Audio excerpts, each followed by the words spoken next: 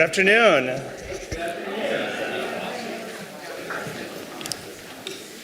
Good afternoon, everybody. I am Dr. Brian Mustansky, Director of the Northwestern University Institute for Sexual and Gender Minority Health and Wellbeing, and it's my privilege to get to welcome you all to our symposium today, as well as the folks that are joining us in the room today, as well as those that are watching online, that's getting streamed, to the symposium on the inclusion and advancement of LGBT people in STEM fields. We need LGBT scientists, and they need to be treated with respect and dignity in schools and in workplaces. This isn't just the right thing to do. It's also good for our community and the larger public. Our community faces health disparities across numerous domains, and we need LGBTQ scientists that have lived experiences and connections with our community to understand how to eliminate these health inequities. We also know that diverse scientific teams produce science that is more novel and is higher impact, and therefore it is in our nation's interest to assure we have a diverse scientific workforce that includes LGBTQ scientists. High rates of harassment of LGBTQ scientists threatens their well-being, their persistence in STEM fields, and creates a climate where students and trainees may not see STEM fields as welcoming places for them. This afternoon's symposium is the first public event to address the status of LGBTQ individuals working and pursuing science education in STEM fields by bringing together government leaders, researchers, and LGBTQ community members. When we first started planning today's event, it was intended to be the next installment of ISGM's annual State of LGBTQ Health event, which we hold annually in Chicago. But as we began to reach out to colleagues in academia, government, and STEM organizations, it became clear there was need for a larger conversation in a location where we could maximize impact. And that's one of the reasons we're glad to host this event at the American Association for the Advancement of Science here in Washington, D.C. The symposium is a collaboration between the Northwestern Institute for Sexual and Gender Minority Health and Wellbeing, the American Association for the Advancement of Science, and the American Education Research Association. It is supported by the Northwestern University's Provost's Office and by donors to ISGM, and we thank them for their support. In addition to speakers from AAAS and ISGM, this afternoon's panel discussion includes representatives from the National Science Foundation, National Institutes of Health, and the U.S. Department of Commerce. You will also hear the original research of scientists shaping our understanding of how LGBTQ people navigate education and employment, what roadblocks prevent the full participation of LGBTQ people in STEM careers, and where we can begin to address breakdowns in the, quote, leaky STEM pipeline. We hope that you will leave this symposium with a better understanding of what we know and what we don't know about how LGBT people experience education, training, and employment in science, technology, engineering, math, and medicine fields. And beyond that, we hope you'll be inspired to take action. We want you to encourage more LGBTQ young people to pursue education in STEM fields, to mentor students and early career professionals who may not see anyone like them working in their dream jobs, to push organizations to hire and retain LGBTQ employees by addressing culture and climate in the workplace, and to work towards changing public policy so that sexual and gender minorities are both protected and emboldened to make the next great discoveries in science, technology, engineering, math, and medicine. So welcome to today's symposium.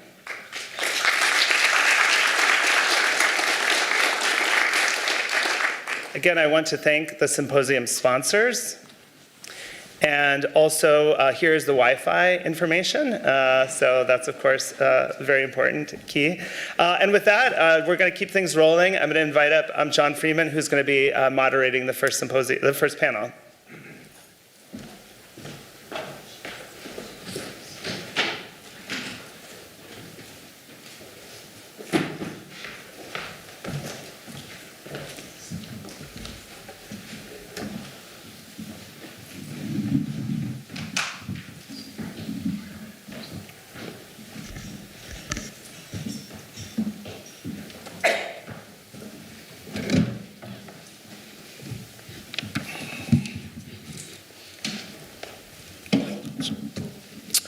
Well, thank you, Brian, and thank you to Northwestern's Institute for Sexual and Gender Minority Health and Wellbeing. This is such an amazing opportunity to have this event. Thank you for bringing me onto the planning committee, and I think this is such a unique opportunity and for this panel to really showcase the evidence base for the disparities and challenges that LGBTQ plus people are facing in STEM fields. This is really a very relatively new area of work, as we'll see. Why it's so new and why there are so few studies is mostly because of the lack of data. But we have some of the leading experts on these issues, and so we're very fortunate to have them. And I'll just quickly introduce our panelists before I give some remarks first. So we have Joel Middleman, who is assistant professor at the University of Notre Dame, Christine Wood, who's research assistant professor at Northwestern University, Bryce Hughes, who's associate professor at Montana State University, Tom White-Zunas, who's associate professor at Temple University, Reginald Blockett, who is assistant professor at Auburn University, and Stephanie Farrell, who is professor at Rowan University.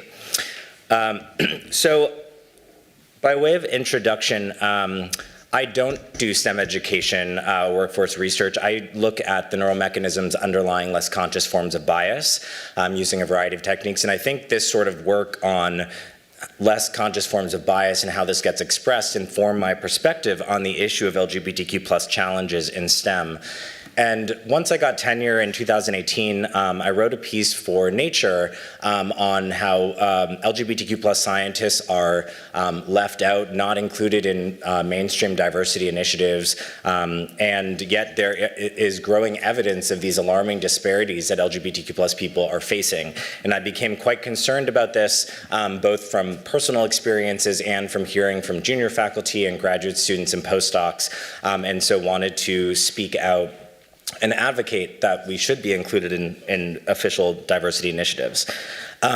Some of the evidence suggesting this, and I wanted to include a couple pieces of evidence because we don't have those panelists to talk about it here. But one very early estimate looked at federal employees, because that is where the only data existed, and found that when you look at federal STEM agencies versus non-STEM agencies, so just looking at the federal government, you can come to this estimate of about 17 to 21% less represented in STEM agencies than is expected based on that prevalence in the US population at that time. So this really isn't a great handle on the STEM workforce, right? Federal employees is just one very limited sector of that, but it was all that was available at that time. Most recently, Dario Sansone and colleagues have found that using the American Community Survey, which doesn't have a sex orientation measure, but it does allow people to indicate if they're in other sex or same-sex couples, found that men in same-sex couples are 12% less likely to complete an undergraduate STEM degree than men in other sex couples. You also can see this in terms of who's in a STEM occupation versus non-STEM occupation, a similar kind of underrepresentation. And the gap size in STEM bachelor's degrees was sort of intermediary between the racial gap in terms of white individuals earning more STEM degrees than black individuals, and the gender gap in terms of women earning fewer STEM degrees than men. This was also replicated with another survey from the CDC, the National Health Interview Survey, which did have a sex orientation measure, so it doesn't have that caveat of only dealing with couples, and also found that there was a similar underrepresentation. Interestingly, this gap was not found for sexual minority women in STEM, and I'll talk about that in just a second. Besides, underrepresentation, when you look at community surveys and other data sets, some of which I know Tom White-Zunas is going to be speaking about briefly, but you can see all sorts of issues in terms of LGBTQ plus people are reporting more negative workplace experiences, are more likely to experience career barriers and workplace harassment. They're not out, so 70% of sexual minority STEM faculty members who are out at work report feeling uncomfortable in their department, or 40% of LGBTQ plus people in STEM are not out to colleagues, according to one estimate. And then some STEM fields have conducted internal surveys like the American Physical Society, finding that there are significant issues and these negative experiences predict a desire to leave STEM. In a paper in 2020, I tried to integrate these emerging insights and in terms of at least 3 factors that might be driving these disparities. And because there's such few data, the causal mechanisms are really poorly understood at this stage. But of course, anti-LGBTQ+ bias and discrimination, there's still plenty of that going on in the general workforce, and it's plausible that could apply to STEM as well. I think STEM stereotypes in terms of the beliefs and expectations of who the ideal scientist is, that are masculine, heterosexual, and cisgender. These could be leading STEM practitioners, faculty members in terms of making their decisions about who is fit for STEM cultures, as well as LGBTQ+ people themselves internalizing that and how they see themselves as fitting or not fitting for STEM cultures. And I think those gendered masculine STEM stereotypes in particular might be explaining some of the asymmetries that are being observed between sexual minority men and sexual minority women. And then also I think unique STEM norms of impersonality that isolate LGBTQ+ people, and this idea that in academia you need to compartmentalize your personal from your professional life. You're supposed to move to any geographic location for higher order purposes of science, and I think there's unique norms of impersonality that prevent identity disclosures and prevent LGBTQ+ people from being sufficiently out. And we know from the general workforce that not being out in the workplace leads or is associated with self-reported anxiety and less job satisfaction. I've been quite focused on the issue of data because I see that having comprehensive nationwide data is crucial to the ability to develop data-driven policies, to enact change, to allow policymakers, government agencies to be able to do something about these disparities, as well as, of course, allow researchers to better understand these issues. And I won't go into the details, but really this is the primary job of the National Science Foundation in terms of its nationwide survey. So what is sort of the most known survey here is the Survey of Earned Doctorates, which since 1957, everyone who's received a PhD is typically required by their doctoral institution to complete this survey before graduating. NSF collects the data, it then sends doctoral institutions back the data. Also, there's probability samples of college graduates in the US as well as doctoral recipients from 18 to 76 years old in terms of, so effectively allowing NSF to see what's the new PhD class every year, and then also what happens to the college graduates and the doctoral degree holders in the US. And these turn into biennial reports to Congress. The Women, Minorities, and Persons with Disabilities in Science and Engineering report and the Science and Engineering Indicators report, which then go to Congress, to policymakers, to NIH, to other offices at NSF, to universities across the country, to researchers and scientific organizations. And I've been advocating since 2018 for NSF to ask sex orientation and gender identity questions on a voluntary basis on these surveys. And when we look at other agencies like the Department of Education, the sort of knee-jerk response of, well, we couldn't possibly ask these questions, these are invasive or these are sensitive.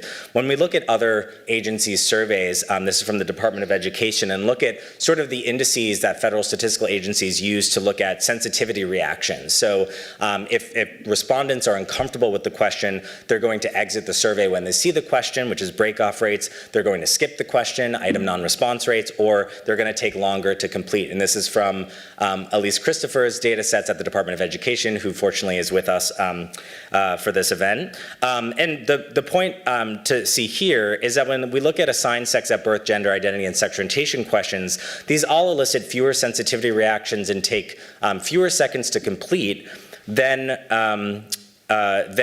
comparable questions like income and disability, right? If anything, income and disability cause more issues than assigned sex at birth, gender identity, and sex orientation on federal surveys. If we were to have SOGI questions, sex orientation and gender identity questions included in NSF surveys, it would allow researchers and policymakers to track LGBTQ+ disparities and the career and educational barriers that LGBTQ+ people face, of course, in intersection with race, gender, economic background, etc. Allow for the development and testing of strategies to increase the retention of LGBTQ+ people in STEM if and where there are leakages in the pathways. Help universities, funding agencies, and scientific societies prevent or stop bias and pathway issues. inform directly NSF and NIH diversity initiatives like the NSF Graduate Research Fellowship Program or the NIH National Research Service Awards or NIH R01 diversity supplements, and university diversity initiatives for the recruitment and advancement of faculty and trainees. And also, I think, help change the conversation in STEM more broadly. The fact that this information would be included in official surveys and reports, I think, makes it recognized as an official form of scientific workforce diversity. And so since 2018, I've been advocating for this, fortunately, in collaboration with the American Association for the Advancement of Science, the American Educational Research Association, and at various points up to 90 scientific organizations or 17 scientific organizations and a variety of scientists. And if you've supported this effort, I thank you for it. Basically, in terms of where we're at now, in April 2021, after years of delays, NSF finally initiated piloting of SOGI questions. It almost omitted segmentation, but did ultimately include segmentation into the pilot. And what happened most recently is that in December of 2022, NSF did decide for the first time to move forward with an expanded gender question in its national survey of college graduates happening right now, which is phenomenal news. It did take issue with the segmentation question and excluded it from the 2023 workforce survey. There were significant concerns with NSF's analyses that it used to justify not moving forward with segmentation. For example, not testing how it compares with income and disability as its peer statistical agencies have done. And NSF declined to provide data to alleviate the concerns that were raised, which did raise significant concerns and so led to a sign-on to the NSF director and to other government agencies and the White House OSTP, which 1,700 scientists signed on to, asking NSF to reconsider its decision due to these scientific concerns with its analyses, and also to publicly release its pilot data to be open and transparent. So this got some media attention and fortunately caught the attention of 18 US senators. So this was spearheaded by Senators Tammy Baldwin and Dianne Feinstein. 18 US senators wrote NSF leadership sort of converging with our letter and asking NSF to try to assess LGBTQ plus representation in STEM as soon as possible with SOGI data, to abide by some recent executive orders and a changing federal policy landscape so that NSF can implement federal policies related to scientific workforce diversity, as with other underrepresented groups. This led to a couple other subsequent things, and the NSF responded in terms of it will release data, but it did still take issue with the segmentation question. And so there was a response to NSF asking them to sort of giving suggestions as to how it could reanalyze its data, but also to try to be more transparent moving forward. So to allow the public, as it's lawfully allowed to do, to give comments on its SOGI piloting plans and methodologies to avoid some of the methodological issues that have occurred over the past 5 years. And fortunately, NSF did, for the first time in its announcement of its plans for the survey of earned doctorates, did for the first time give the public the ability to comment on its SOGI piloting plans and methodologies, so sort of a new era of transparency and openness, which is greatly appreciated. And also an exciting new piloting program asking 20 unique combinations of SOGI questions on the full census of newly minted PhDs in the US for the upcoming survey of earned doctorates about to start in July. So these are really exciting changes. I responded in terms of there were some methodological concerns with specifically how it intends to ask the questions. And fortunately, a number of LGBTQ plus advocacy groups, I alerted them to these plans, and the Human Rights Campaign, Whitman Walker, the Fenway Institute Movement Advancement Project, and the National LGBT Cancer Network, who have expertise in federal data collection and LGBTQ plus equity, also chimed in to NSF to converge on some of the letter's assessments and try to advise NSF on best ways to do this. And NSF as of a couple weeks ago, did not do everything, but it did revise some of its piloting plans. These are really, exciting, I think, new era with NSF in terms of transparency, openness, taking the public's consideration and experts on LGBTQ plus equity in federal data collection and allowing that to happen. So I want to thank NSF for that. Where we're at now is NSF is piloting, repiloting on the National Survey of College Graduates. It's, as I mentioned, on initiating a pilot on the full census of surveyor and doctorate, so it's about 57,000 new PhD recipients. And it's also soon about to announce a pilot of SOGI questions on the full probability sample of the survey of doctorate recipients, so about 130,000 doctoral degree holders, what happened to them after they got their PhD in the US. So these are really exciting large-scale pilot changes. And the timeline, the optimistic timeline, is that in this academic year, 2023-2024, there's the comprehensive new pilot data being collected by NSF. In the academic year 2024-25, hopefully, if all goes well, NSF could officially include SOGI questions in these surveys to provide official statistics for the very first time. In 2026, we would have the first nationwide data set with SOGI questions made available. And then potentially, NSF could decide to include these data in NSF's Women, Minorities, and Persons with Disability in Science and Engineering report, which goes to Congress in 2027. It might be renamed to the Diversity in STEM report, just given the emphasis on just women. But this is sort of an optimistic timeline.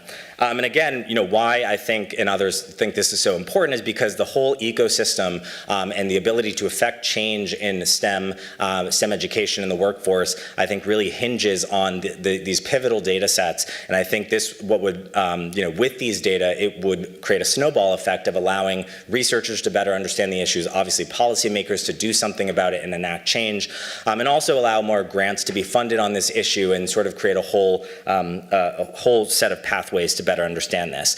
I also want to just do a brief shout out that, I've been focusing on federal data, but as you're seeing, right, these data go to university diversity offices, and universities, of course, play a major role in STEM education in the workforce.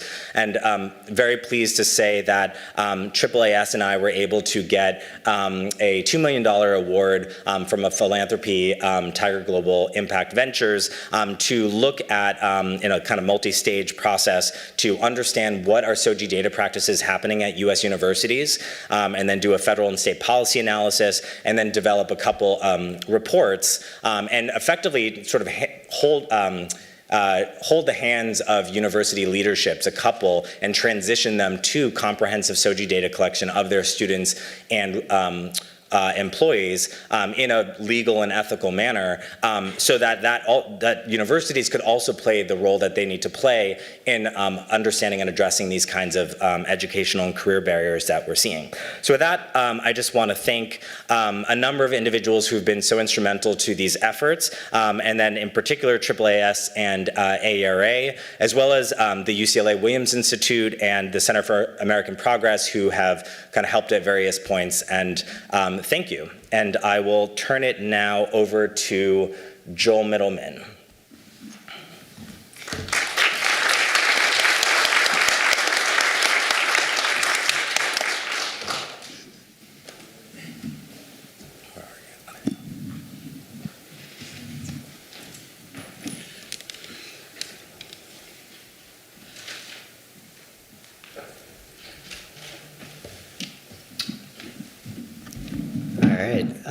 So it's a real honor and thrill to be here as part of this really important event, and I'm happy to speak after John because a lot of the things I'll be addressing continue the themes that he was bringing up around data and the invisibility of LGBT populations in data.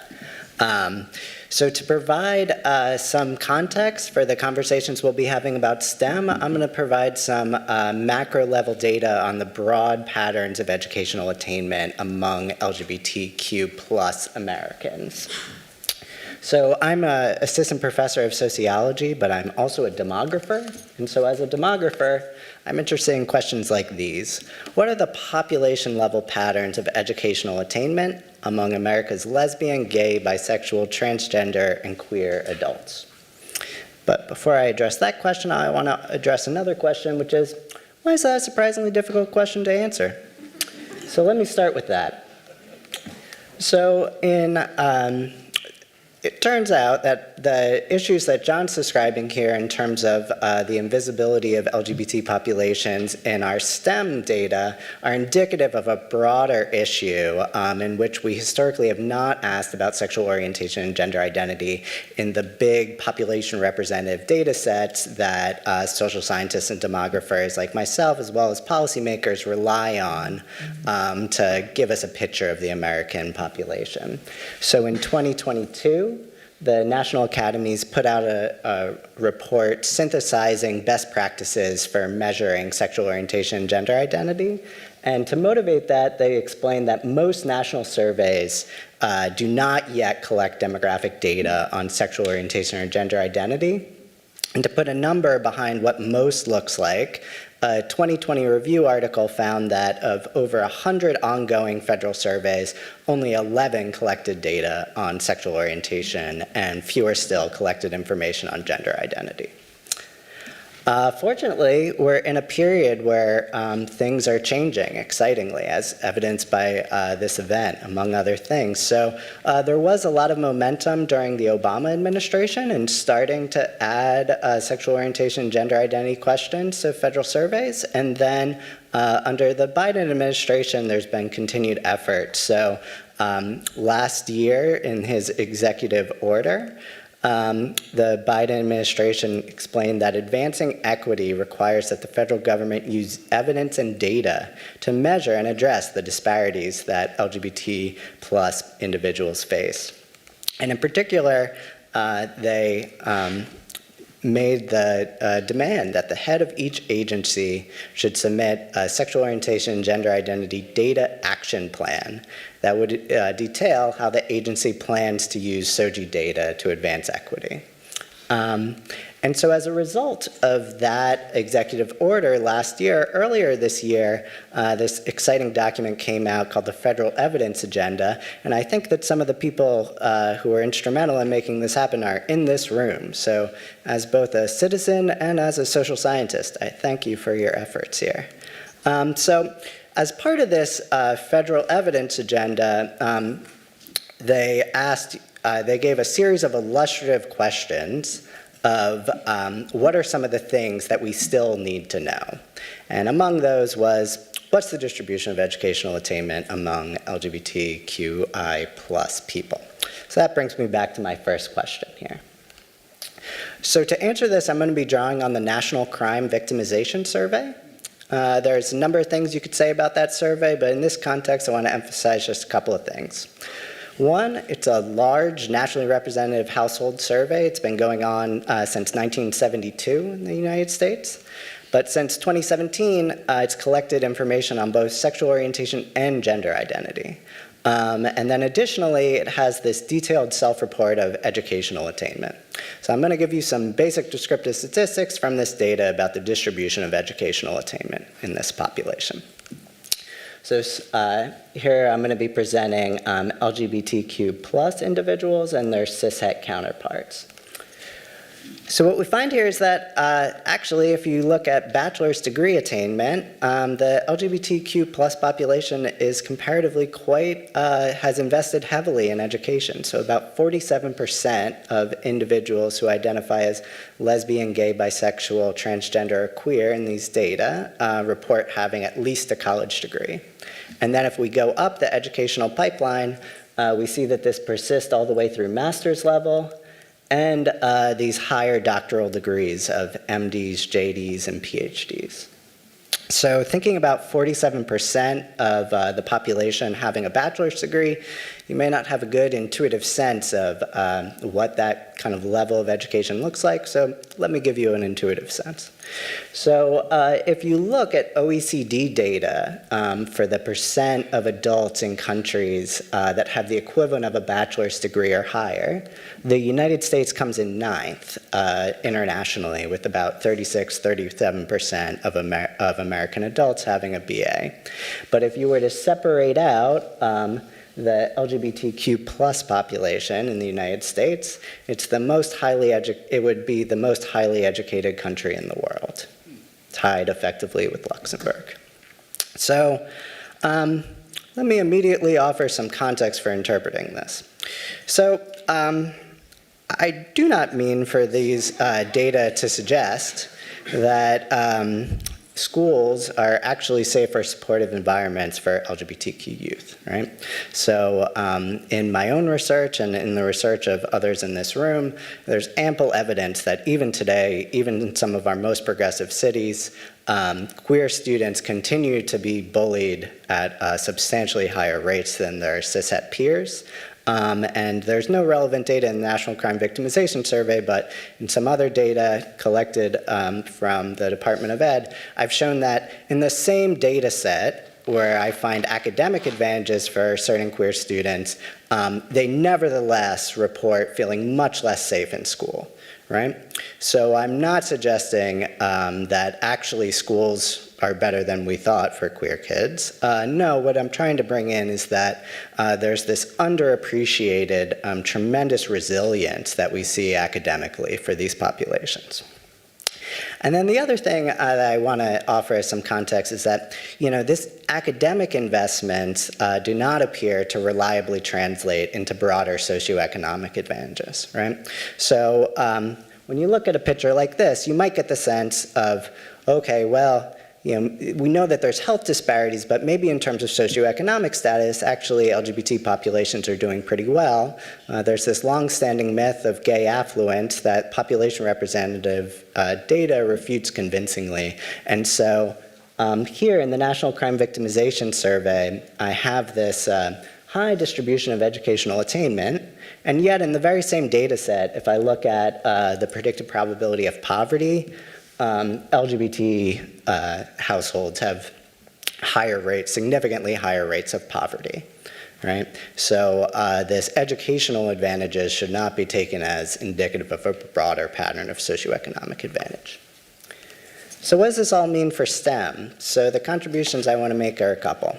So given these general patterns of academic resilience and investment that we find among LGBTQ plus populations, the underrepresentation and the mistreatment of LGBTQ plus populations in STEM is even more striking, right? And so there are STEM-specific challenges here that we need to be understanding and addressing. We can't simply say that queer populations are underrepresented in STEM because they struggle broadly academically. Actually, no, they're crushing it academically. They're just being systematically funneled out of STEM and within STEM being mistreated. So hence the importance of the rest of the research that we'll be hearing from.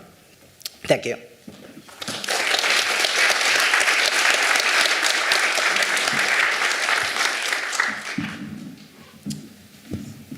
Now we'll have Christine Wood, who's Research Assistant Professor at Northwestern.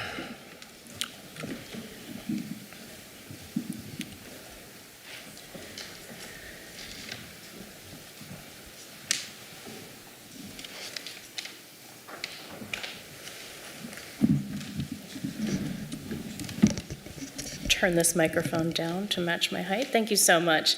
It's a real privilege to be here, and thank you to everyone who helped put this wonderful event together. I won't spend too much time on my title slide. I'm Christine Wood from Northwestern Feinberg School of Medicine. I'm going to be presenting data from 2 studies today, one of which focuses on high school students, which is a good complement to what Joel just presented, as well as some preliminary data from a qualitative study that I'm on. I wanted to acknowledge a groundswell of attention to the lack of SOGI data that we have, and some of our wonderful colleagues, some of whom are here today, have provided personal testimony as well as demands for more data in some of our highest profile publications like Science Magazine. Science, the predominant journal. So I'm going to talk today about training trajectories, and I want to familiarize everybody with the road to becoming a federally funded academic scientist. I will present on high school data, which is a critically important time for aspiring STEM majors. High school tends to be a period when interests are captivated, and unfortunately also where a high prevalence of bullying takes place for LGBTQ students interested in STEM. And then towards the end of my talk, I will introduce a qualitative project on later training stages, looking at decisions to pursue PhDs and continue in science, but also some of the barriers and complexities that LGBTQ people face when pursuing those fields. A little bit of context here. The CDC publishes a survey, national data on youth experiences in high school. And as you can see from this very informative table, LGBTQ students are much more likely to experience bullying on school property, to become threatened on school property, or not go to school because they feel unsafe. That's a little bit of context for the experiences that sexual and gender minority students are facing currently, and this data is from 2019, as you see. First, I'll present on a talk a paper that I co-authored with Dr. Brian Mustansky and some other folks at the Institute for Sexual and Gender Minority Health on the quote-unquote leaky pipeline for STEM recruitment among sexual and gender minority high school students. So the purpose of this study is to capture sexual and gender minority experiences in high school, specifically looking at sense of belonging in STEM classes and how welcoming students feel in their STEM classes in high school. So this is taken from a survey called SMART, which is the Sexual Minority Adolescent Risk-Taking Project. It's primarily an HIV prevention program for teens, but we did implement research questions on STEM intentions and the impacts of anti-SGM bullying on experiences in STEM coursework and also perceptions of STEM classroom environments, which we view as central to assessing the climate of STEM and also how captivated students are about eventually pursuing a STEM field. Okay, I'll go quickly through our sample, but this data is concentrated among late high school students ages 15 through 17.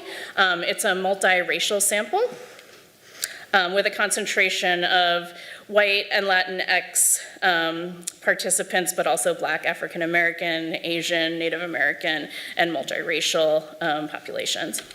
And as far as gender identity, the sample was originally targeted to men who have sex with men, as it's an HIV prevention study. So our highest proportion of students come from the cisgender male and transgender male population, with some data on cisgender and transgender women, as well as non-binary people. But one limitation of the sample, I acknowledge, is that it's primarily an HIV prevention study for youth. And then for sexual identity, the majority of students identify as gay and lesbian, but we also have representation from bisexual, pansexual, queer, and questioning students. Okay.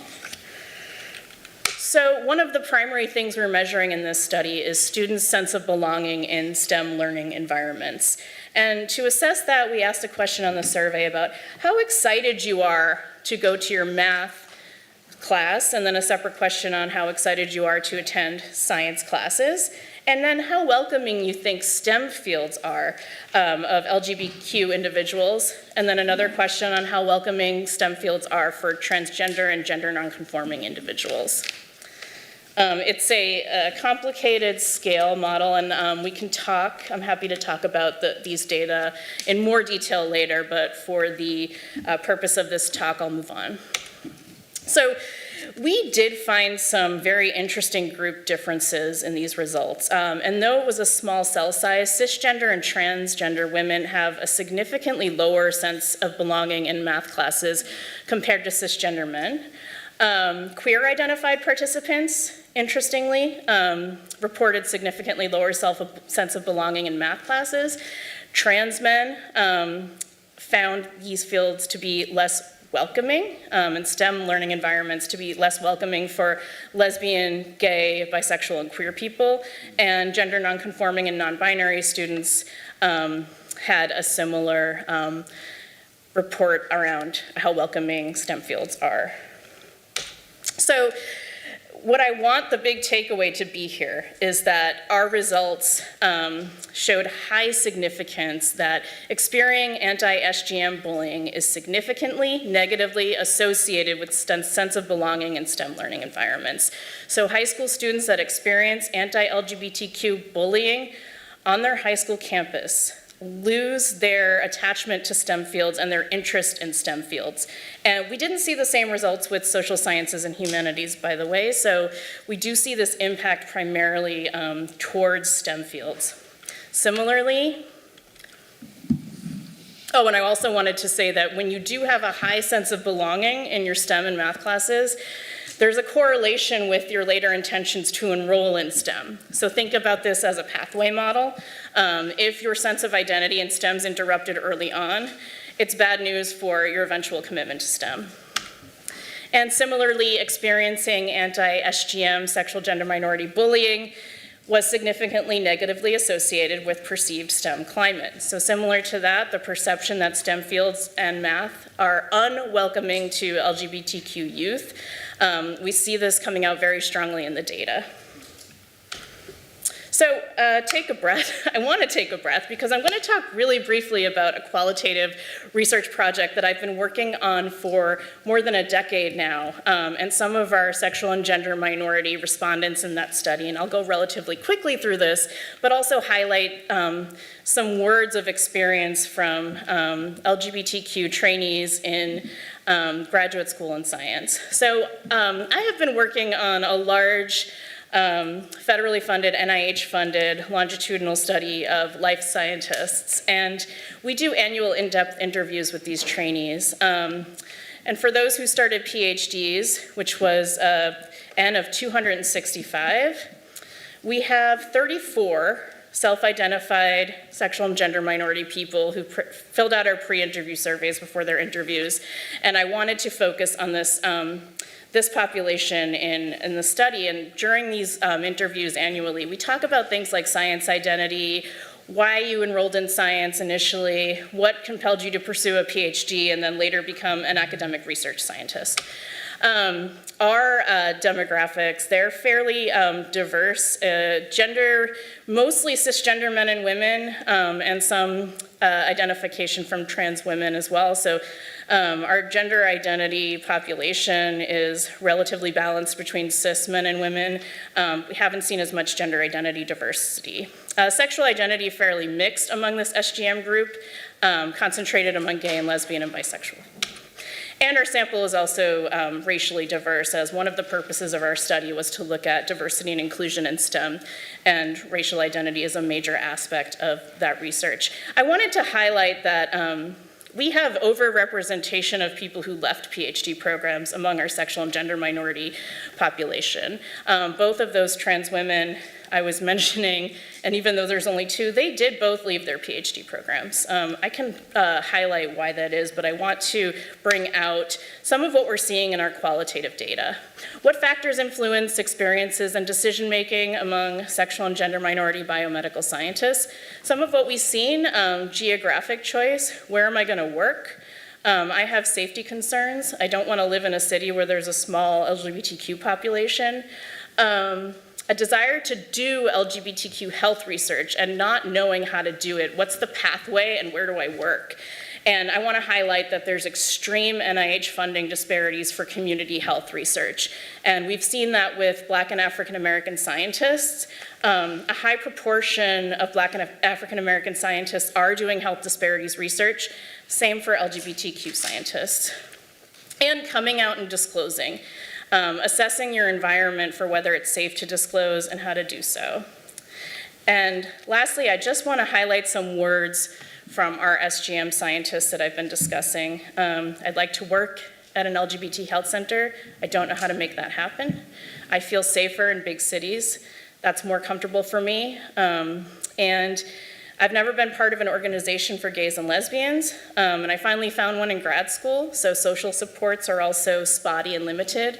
And I came out as trans to my friends, and I've been moving through the pathway of coming out, but I'm not out professionally, and I don't know if I will be in the future. And ultimately, this person left her PhD program. So those are some context for what our LGBTQ students are saying at the higher training levels, so PhD, postdocs. And finally, what can we conclude from all of this? SGM scientists and aspiring scientists face specific barriers and complexities, as I highlighted, so bullying in the high school phases, and then later, decision-making around a science career and how viable that is for someone from the SGM population or who wants to do SGM-related research. I think mixed methods research provides missing links between what's reported on surveys and how we explain the processes and perceptions that form LGBTQ scientists' experiences. Similarly with the gaps in data, we should structure our research questions around what we already know and what we don't know to fill gaps. We need funding to do this research. That's absolutely imperative. Interventions are few and far between for SGM scientists, how to retain them and promote persistence. We need funding to do this work. And similarly, those interventions should be designed around what we know so far from the predominantly quantitative and qualitative data that we have, and be responsive to known barriers that LGBTQ scientists face. I'll stop now with acknowledgement to the NIH for the tremendous amount of support we've had for qualitative research, and then also thanks to Dr. Mustansky, Dr. Devashri Dekus, Jagadisha, who helped put this event together, everybody at the Institute for Sexual and Gender Minority Health. Thank you so much. It's been an honor to speak today.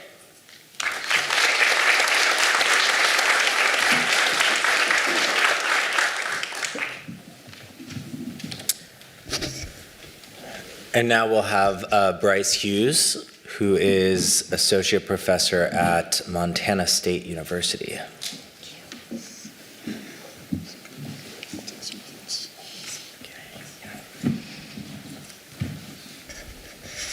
Good afternoon.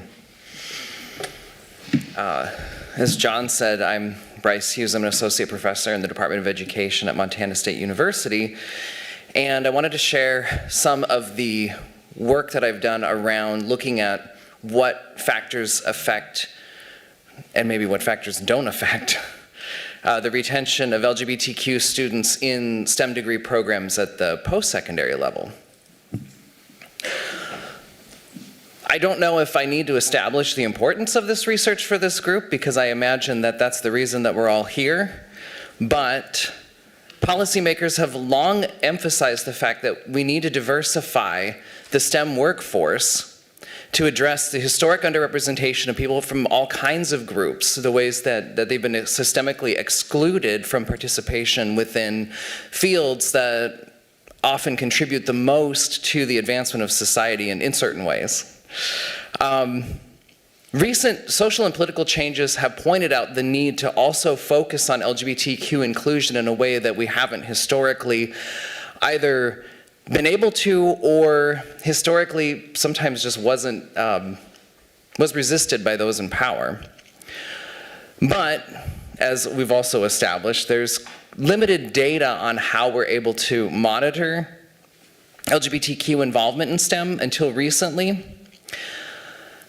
And so now that we're finally starting to see some of this data, we're also starting to see the problem in a new way that most of us have felt individually, but now we're able to also show in ways that speak to a broad range of audiences to be able to enact some kind of change on these issues.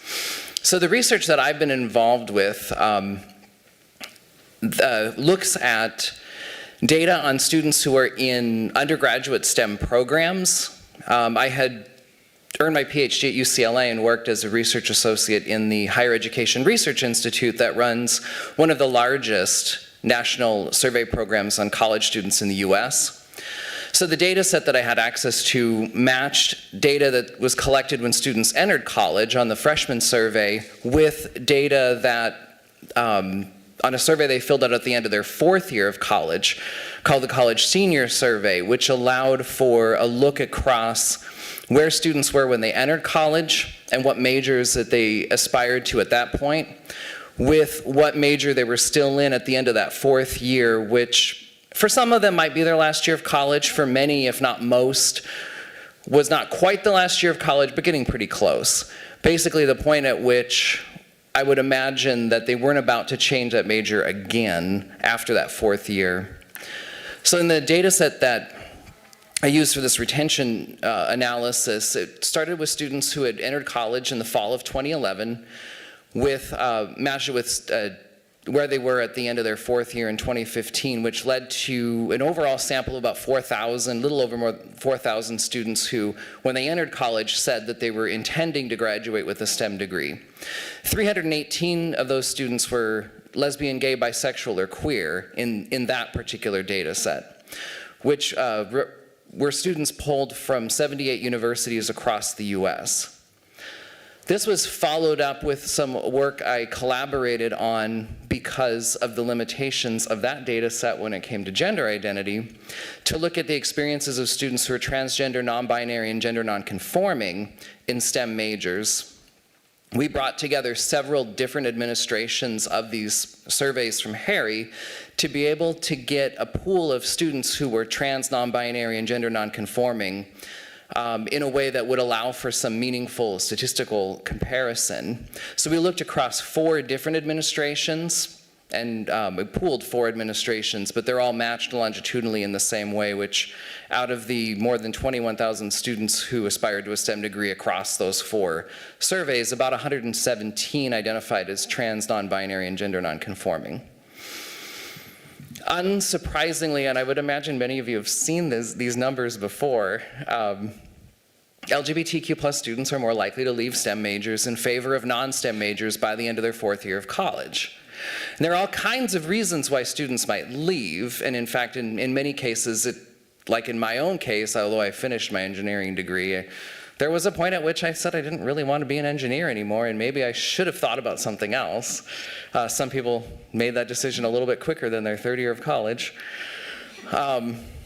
About 7% more LGBTQ students leave STEM majors by the end of their 4th year, and about 10% trans, non-binary, and gender non-conforming students leave STEM majors before the end of their 4th year.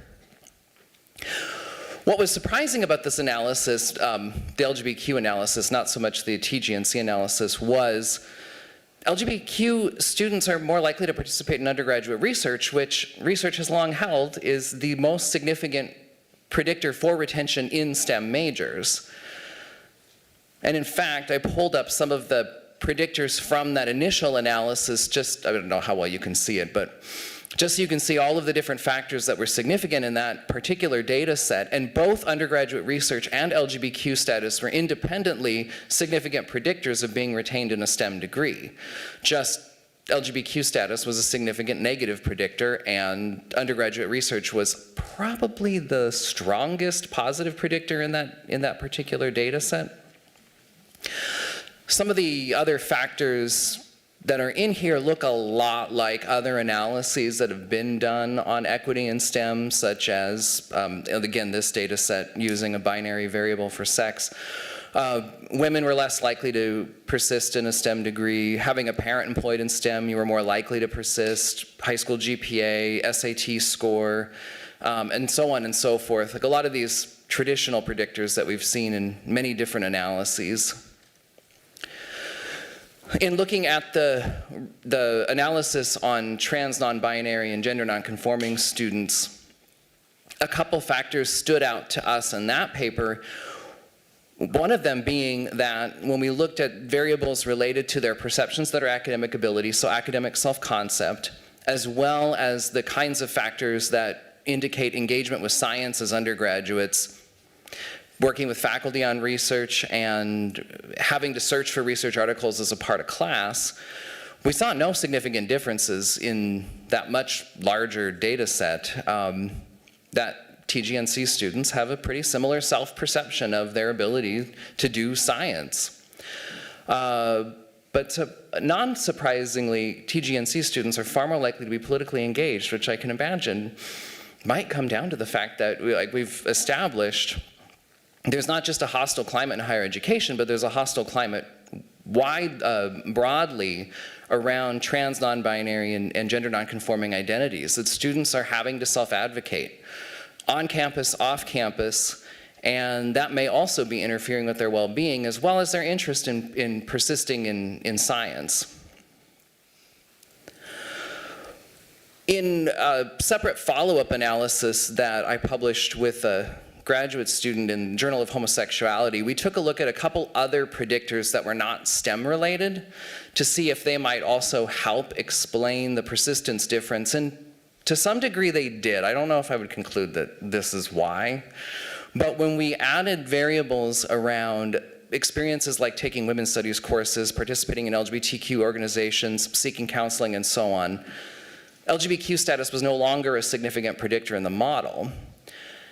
And in particular, when we disaggregated the model by sexual identity, sense of belonging was a factor that was significant for LGBTQ students and not for heterosexual students.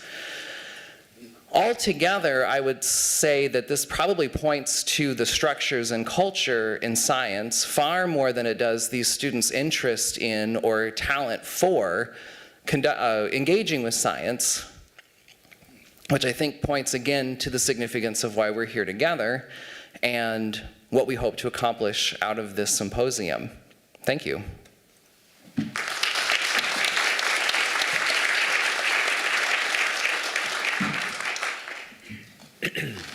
Now I'll have Tom Waidzunas, who is associate professor at Temple University.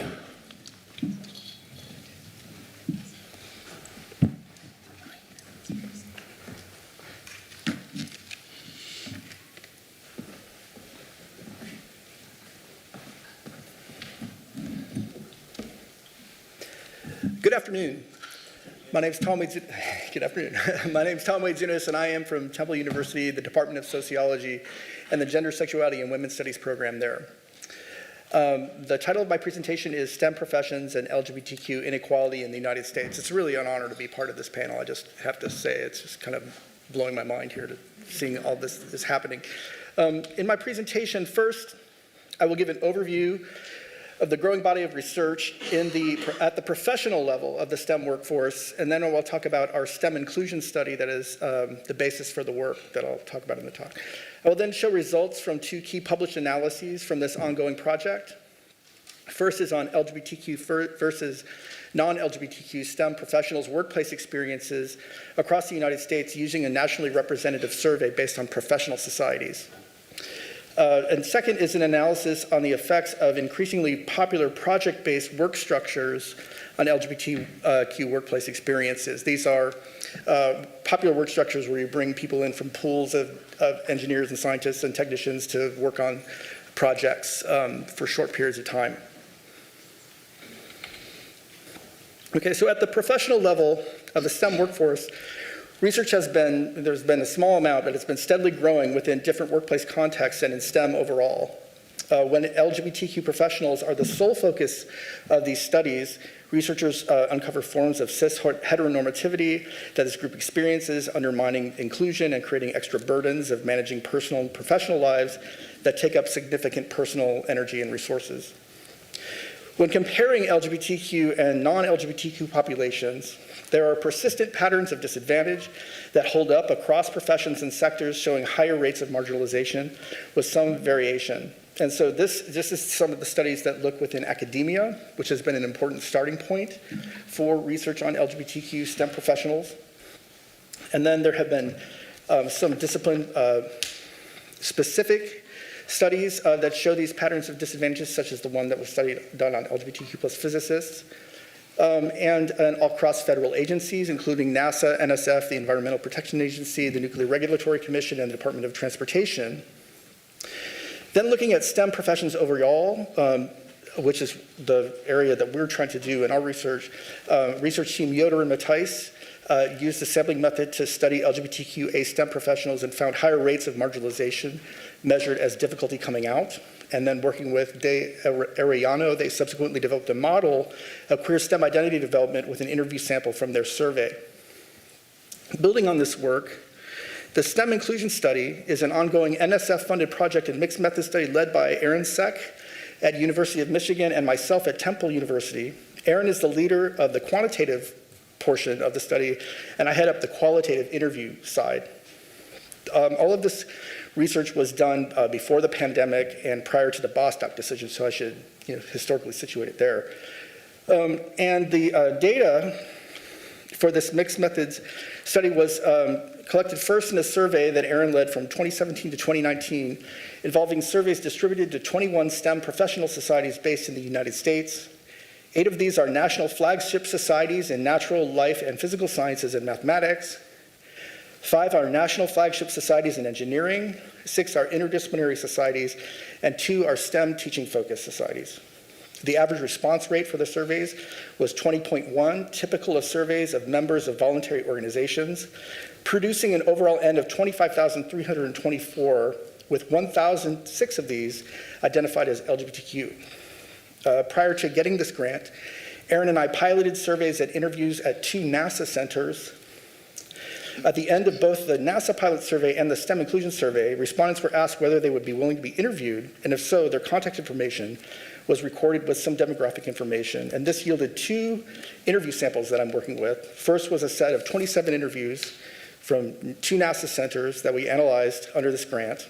And we also gathered a nationwide sample now of 90 interviews through the STEM Inclusion Study Survey, dispersed geographically across lesbian, gay, bi, pan, queer, straight, and transgender nonconforming groups, diversified across disciplines, across racial and underrepresented minority groups and employment sectors. The papers I'll talk about today are draw from the NASA sample and the large survey, and more work is forthcoming on the larger interview set. The first of our 2 papers compares workplace experiences of LGBTQ professionals relative to their non-LGBTQ peers on a range of work experience measures and appeared in Science Advances in 2021 called Systematic Inequalities for LGBTQ Professionals in STEM. This table from the supplementary materials shows demographics of the overall sample, where LGBTQ respondents made up 4.51% and transgender and gender non-binary folks made up 0.85%. Compared to the non-LGBTQ sample, there were fewer LGBTQ people in engineering and more in computer science and mathematics compared to non-LGBTQ peers. LGBTQ folks were also less represented in the for-profit sector, but were comparable in government and in academia. LGBTQ respondents on average were a few years younger as well, 47 compared to 50 for non-LGBTQ. On these bar graphs, we compare LGBTQ in gray with non-LGBTQ in white and show predicted means by LGBTQ status, holding constant variation by demographics, employment and job characteristics, and professional society. These results show that with statistical significance, that relative to their non-LGBTQ peers, LGBTQ STEM professionals experience lower career opportunities, less sufficient resources, and less comfort in whistleblowing in their jobs. In their workplaces, LGBTQ professionals experience more devaluation of their STEM work and more social exclusion. They're also around 33% more likely to have experienced harassment on the job. These workplace experiences are correlated with outcome measures, and here we use measures from standard psychological tests for stress and depression. LGBTQ professionals are significantly more likely to experience minor health problems, insomnia, to be stressed from work, and to experience depressive symptoms. This also has consequences for intent to leave STEM, as significantly more LGBTQ professionals have thought about leaving their STEM job and have plans to leave a STEM profession. The next paper explores a mechanism at the organizational level in relation to LGBTQ workplace experiences, and this paper is based on our NASA interview sample and the broader STEM inclusion study called LGBTQ at NASA and Beyond, Work Structure and Workplace Inequality among LGBTQ STEM professionals from the journal Work and Occupations last year. The NASA IRB required us to use these pseudonyms for the 2 NASA centers, NASA South and NASA East, and all the names in the paper are also pseudonyms. When we studied these 2 NASA centers in our pilot data for the project, we were really perplexed defined that LGBTQ STEM professionals seem to fare better at the center in the South than they did at the center in the East. And this was perplexing because NASA South is located in a pretty anti-LGBTQ area, whereas NASA East is known to be in a kind of pro-LGBTQ area. So we were really perplexed by that. And one key difference between these two centers is the structure of work. NASA South is organized around missions that everyone works on and tends to feel connected to, while NASA East typically has over 200 missions across its main and satellite campuses, and these projects are often organized in short-term project-based work groups, a work structure that is increasingly popular in industry. While the idea of there being a NASA family was prevalent across both of these centers, it was felt more strongly at NASA South, where there were more social groups that met after hours and a deeper center-wide feeling of connection in the work.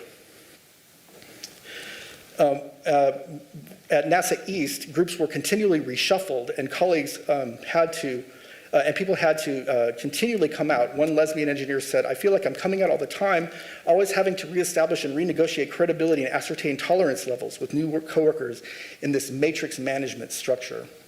Ted, a straight male manager who described this work structure as being like Globetrotters pickup basketball, told the story of Cassandra, a transgender woman engineer who had recently quit as people made fun of her all the time. However, at NASA South, STEM professionals could, if they had a bad work group, they could eventually kind of maneuver into another work group for their long-term careers. Bonnie, a transgender woman engineer, had undergone a transition over years and felt that while not all difficulties were overcome, at least 90% of the people in her unit accepted her, and general hostility had lessened as people had gotten to know her. So we wanted to know if this pattern was present in the larger sample of the STEM inclusion study, and Erin ran an analysis using an interaction term between LGBTQ and whether respondents were in dynamic project-based teams. And she found that for LGBTQ persons in project-based work groups, there are statistically significant negative effects on being treated as an equally skilled professional, fitting in with others at work, and an increase in feeling nervous or stressed at work. So the quantitative findings in the big sample confirmed what we were finding at NASA. So in summary, the two key findings from the first papers from the ongoing STEM inclusion study, using a nationally representative sample of US STEM professionals, find that systematic workplace disadvantages for LGBTQ persons in STEM professions with negative effects for health and intent to stay in STEM relative to non-LGBTQ peers. And we also find increasingly popular project-based short-term work structures may exacerbate this LGBTQ inequality. This table shows some of the overall demographics of our large interview sample, and next steps are some additional mixed methods comparisons using these subgroups and focusing on specific subgroups with qualitative data. I also have a book under contract with the University of Massachusetts Press, co-authored with Ethan Levine and Brendan Fairchild, on the social history of the LGBTQ inclusion in STEM movement that we encountered while we were interviewing all these people. We found all these organizers. So this is going to be called Outdoing Science. And that includes some additional interviews with LGBTQ professionals who are STEM organizers. Thank you.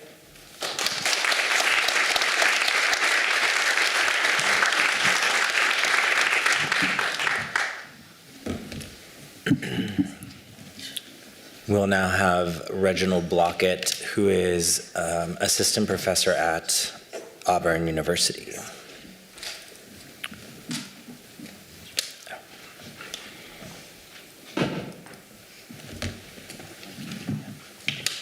All right, good afternoon, everyone.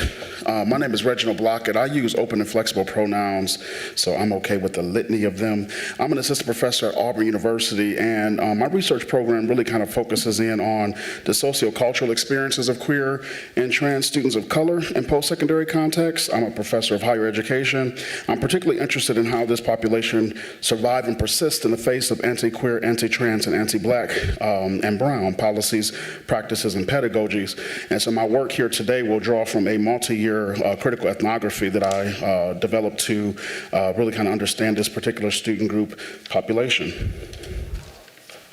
I plan on sort of covering a little bit about the just brief experiences of STEM students in STEM fields for queer, trans, and gender nonconforming learners. Look at a little bit about the study design that I'm reporting from, and then the findings and some implications. Several studies, some of which were reported on here today, or will be reported on here today, highlight the ways in which LGBTQ students experience isolation and loneliness in both academic and social spaces within STEM contexts. These forms of isolation become more severe for students with multiple, compounded, oppressed social identities like LGBTQ students of color and or LGBTQ students who also have physical and cognitive disabilities. Some studies report that LGBTQ students experience STEM environments as non-affirming and unsafe, even describing some educational and pedagogical practices in STEM fields as, quote, white, cis heteropatriarchal spaces. A number of scholars have also found that some STEM instruction fosters epistemological violence towards non-straight, non-cisgender students. I'm going to be really brief with this sort of study design, but I'm reporting on a study from a critical ethnographic work that the cultural site for this study was located at a university LGBTQ center, resource center, where the peer support group that I work with met weekly throughout the academic year. I had the pleasure of joining the group as first a participant, then later as a participant observer once trustworthiness was established and permissions were granted by to conduct human human subject research. In years 2 and 3 of the study of data collection, members decided to move the location from the upstairs room that I just previously showed with bright fluorescent lighting to a more comfortable first floor library within the LGBTQ center with more soft lighting and affirming imagery and LGBTQ books surrounding their dialogic circle. Culturally rich, socially dynamic, and racially, sexually, and gender diverse, the peer support group was dialogic in nature, meaning that the space revolved around rich conversations that emerged from participants. The group was led by 1 or 2 co-facilitators who were both typically graduate students. So reporting on some of the data from this particular survey, I'm going to take a moment to read our quote from a particular participant related to hostility in STEM academic spaces. So Alex reports, on campus for me, and this student, I should say, was responding to a question from a facilitator about their experiences as being where they experience hostility as queer students on campus. They said, well, for me, I guess the only place that I ever think that is a place where I want to avoid being openly gay would be in the engineering school, because that's where the most conservatives kind of flock. I remember last year, I was studying in the engineering building with a friend and another student that we didn't even know walked up and took my pink triangle button off my bag. Alex was a 4th year queer gender nonconforming student majoring in biology.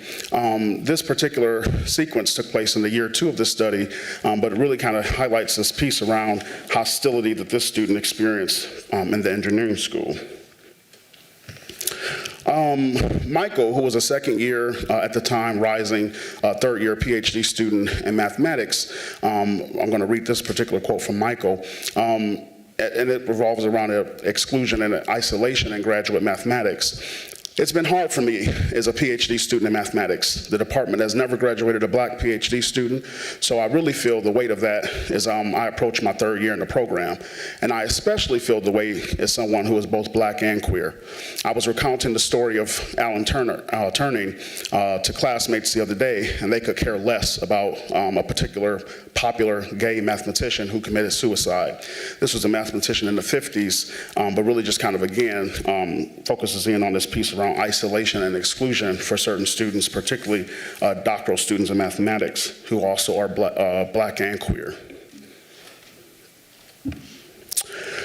This is a report from student Rose, who was a graduate student in a STEM field, and she explained that she really had to sort of fight to be seen in a particular classroom.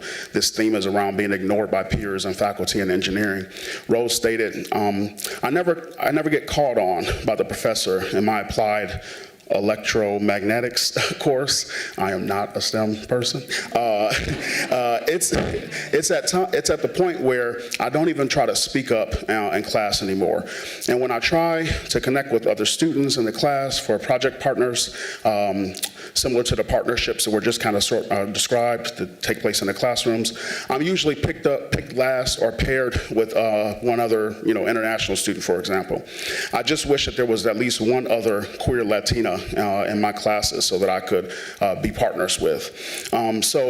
This instance where this particular student, Rosa, talks about the realities of what it means to sort of experience onlyness and be ignored by both faculty and students, peers in the classroom space, and sort of what that means in the face of trying to major in a engineering program, again, as a graduate student who experiences the sort of intersectionality of being both queer and Latina. Spend my last little bit talking about some implications that I see. One of the things that I think often about is what are we doing to sort of change and augment these environments that all of us at some point in practice have talked about here today. What does it look like for us to have more increased federal funding for LGBTQ and STEM pipeline programs? We started the day off, Brian, talking about the sort of need to fix this leaky, weird pipeline that sort of exists. Well, we know that there's a number of foundations like the Sloan Foundation that is working to reduce the underrepresentation of minorities in STEM by their linking HBCU students to predominantly white institution students and trying to create and foster more supportive spaces and programs that sort of increase this pipeline to STEM education, particularly along the graduate education lines. What does it look like for us to foster more cross-cultural mentoring in STEM at graduate education? Graduate education is a big part of the STEM education process, particularly through those pipeline programs. And what we're seeing is that a number of students, especially at the graduate level, are experiencing tensions, hostilities with their advisors, with their faculty, with instructors, with mentors. So what does it look like for us to foster and sort of think more broadly about cross-cultural mentoring, because that becomes so critical during that moment? One of the ways that we might do this might be through incentivizing research teams and labs comprised of diverse learners from LGBTQ populations. Again, recognizing that there is a huge momentum of intersectionality amongst this LGBTQ population, right? So these students are not just one particular identity, they come to STEM programs from a number of different backgrounds. And then lastly, like the work of Langley and their associates, we need to think more broadly about how do we reduce hostile environments by measuring where the violence is sort of concentrated at. Is it within graduate education specifically? Is it within engineering or mathematic programs specifically? And so thinking about how do we sort of reduce hostile environments through the measures that we have around STEM ecologies. That is my time. Thank you.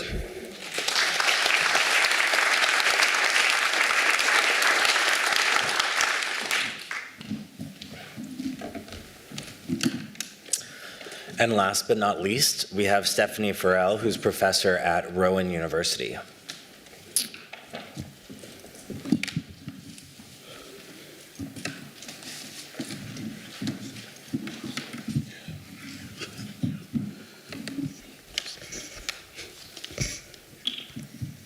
Thank you so much for being here today. I'm going to talk about how LGBTQ folks navigate experiences of exclusion in the academy.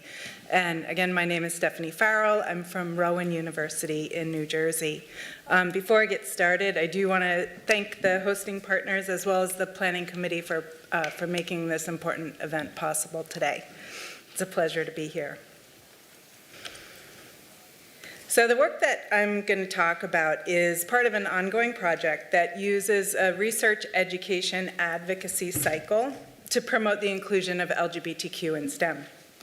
And the research part focuses on aspects of engineering culture that serve as barriers to LGBTQ inclusion.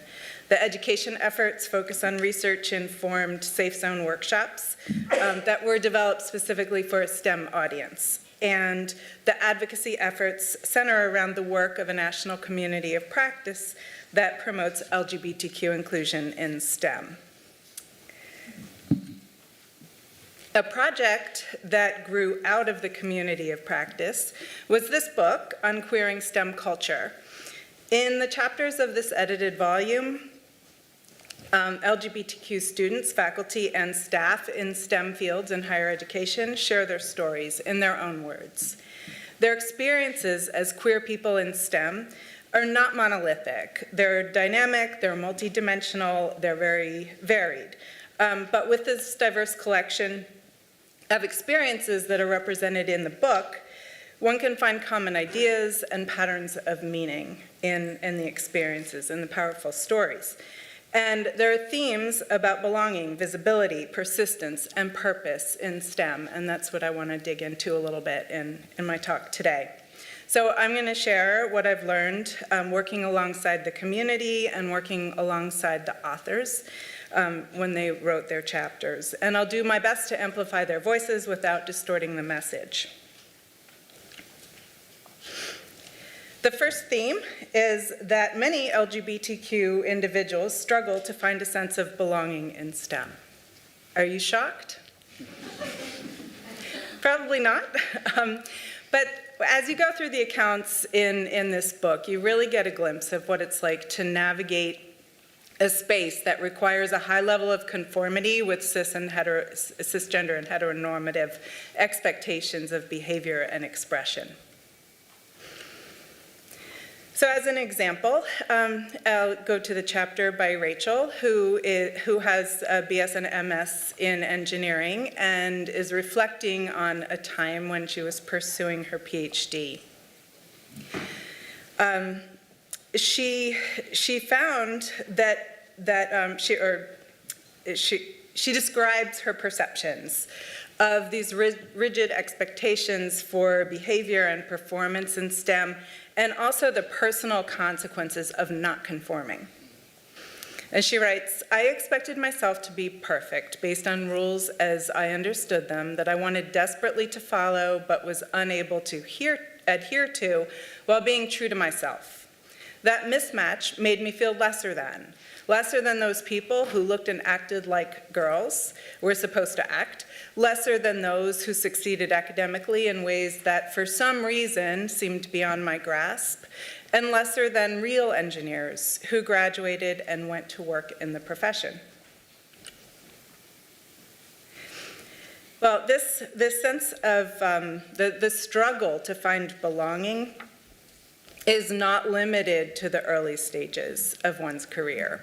So we go to the chapter by Diane, and she identifies as a lesbian and shares the lack of belonging that she felt in academic administration. So she recollects a time in her career when she had already risen through all the faculty ranks, she had served in several leadership positions, and was now serving in a high-level administrative position. And she wrote that she considered leaving administration because she did not seem to fit the mold of an administrator. She writes, "A white, able-bodied, heterosexual male perspective seemed to be required or preferred for success. But it was then that I realized that individuals like me who didn't fit needed to be in leadership positions." So this leader stayed. The next theme is that LGBTQ individuals in STEM struggle to be visible, to be heard, and to be recognized. And in the chapters, authors describe their ongoing efforts to combat erasure, exclusion from historical records or from current events, invalidation of their minority identity, or misidentification of that identity. As an example, we go to the chapter by Dave. And Dave is an engineering faculty member. He identifies as a Black gay male engineer. And he observes that heterosexuality and masculinity are expected norms within STEM, and describes how others perceive incongruity between his Black masculinity and his queerness. He says, "When confronted with my identity and the dissonance formed by their perceptions of Black masculinity and queerness, for those who are less aware of how to proceed, 3 types of responses come forth. I would never have known, you don't seem gay, or how do you know, or why didn't you tell me before?"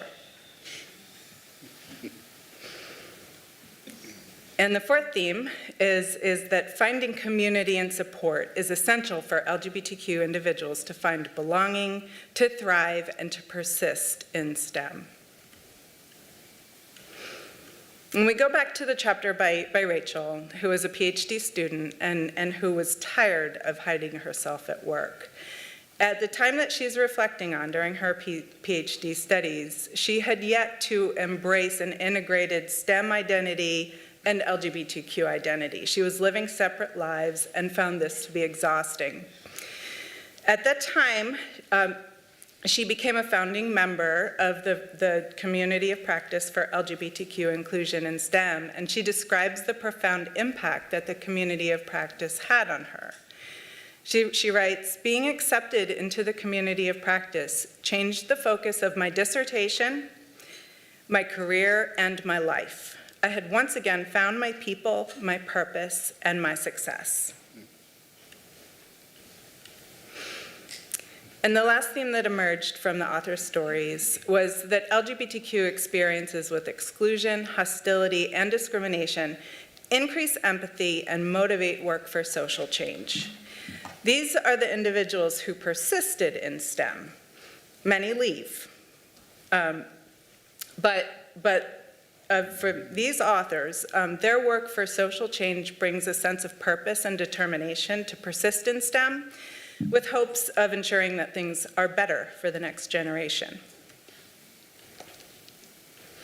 So as an example, we go to the chapter by Mike, who is also an engineering faculty member, a gay male, and he describes how his career blossomed when he found trust, when he found collaboration and belonging in the community of practice for LGBTQ inclusion in STEM. He explains that the profound effect that this support and newfound professional capital had on his work as an engineering professor. He writes, "Now that I have professional currency to spend, I hope to repay that debt and use my remaining career paving that rough path for other marginalized engineers, in hopes for a future where people are truly valued for both their talents and their humanity." So I find it inspiring that folks can endure such negative experiences and yet emerge with even more strength and determination to persist and to make things better for the next generation. But this is not enough. We need to do more. What can we do to cultivate a professional landscape that's better than the one that we inherited? So synthesizing some of the lessons learned from the author's journeys, we can make the following recommendations. We need to understand LGBTQ experiences in STEM and the underlying mechanisms that produce inequality. We need to address the disparities in retention and success of LGBTQ individuals in STEM. And of course, this requires data at the institutional and professional and federal level. We need to understand aspects of STEM culture that either impede or support LGBTQ inclusion. And we need to make macro-level efforts to change organizational culture and systems through policy and practice. And I would just like to thank the National Science Foundation for supporting this work. Thank you.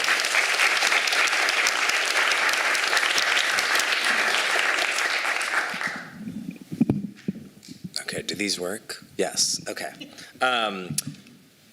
This has just been such a stellar panel, and to have effectively the world's leading experts on this issue all here in such an emerging and sort of neglected research area has been really phenomenal. I'm shocked that with 7 academics we went over on time, but I want to sort of collapse a number of questions into sort of one complex question I want to ask all the panelists, and then hopefully open it up to the audience for questions. The first part of the question is, there's of course, an extensive STEM education literature, higher education literature, and there, in your own empirical observations, what can we say about the unique differences and then also the similarities between other underrepresented groups? So how women, racial and ethnic minorities, those with disabilities navigate the STEM, their STEM pathways, what can we say about LGBTQ plus people? And of course, these intersect, as a number of your talks showed. But one thing that's coming to mind, and as some of your talks mentioned, was visibility, right? We have a typically invisible identity that has to be disclosed, right? So how can we draw on this extensive literature to make sense of LGBTQ plus STEM pathways? And the second question is, of course, what do your own, your data, your observations suggest about changes and, policies that we could, or kind of structural, whether it's structural changes or kind of institutional changes or individual kind of leadership changes in terms of how to remedy these issues. Do your data weigh in on that at all? So, anyone want to start? How about me? Perfect. Okay. I just want to say, listening to these talks, it was amazing. We were all studying kind of different phases of scientific training, and it's amazing how these data complemented each other so much. And I was, of course, talking about a stage of high school and then later training stages, but I think, I've been studying racial, ethnic, and gender diversity in STEM for a long time, and I think one of the things that's been illuminating about the research is that there's specific barriers and complexities that racial and ethnic minorities face, and then there's these intersectional complexities that folks experience as LGBTQ people. And it was, it's the first time I've really encountered data about how impactful the experiences of violence and anti-SGM bullying, specific literal experiences of violence, just reduce the likelihood that you're going to continue in a STEM field. It's really powerful to see that. And then when you move into the later training stages, it's really about career planning and where can I go as an LGBTQ person in science. And not just, will my environment be accepting, but also if my research program addresses LGBTQ health disparities, there's not a lot of institutes around to do that work, and there's no pathway set up for how to accomplish that work. And I think I attribute this to the lack of visibility and funding opportunities to do this work. And even for those not doing LGBTQ related work, I think the issue of disclosure and visibility is tremendously important. If you're navigating coming out, for instance, we saw with one of our research participants, you're navigating coming out as trans and you're also training to be a scientist. Something has to give in those tremendously, cognitively heavy experiences. So those are two things I'm reflecting on that really get at the specificity of LGBTQ experiences in general.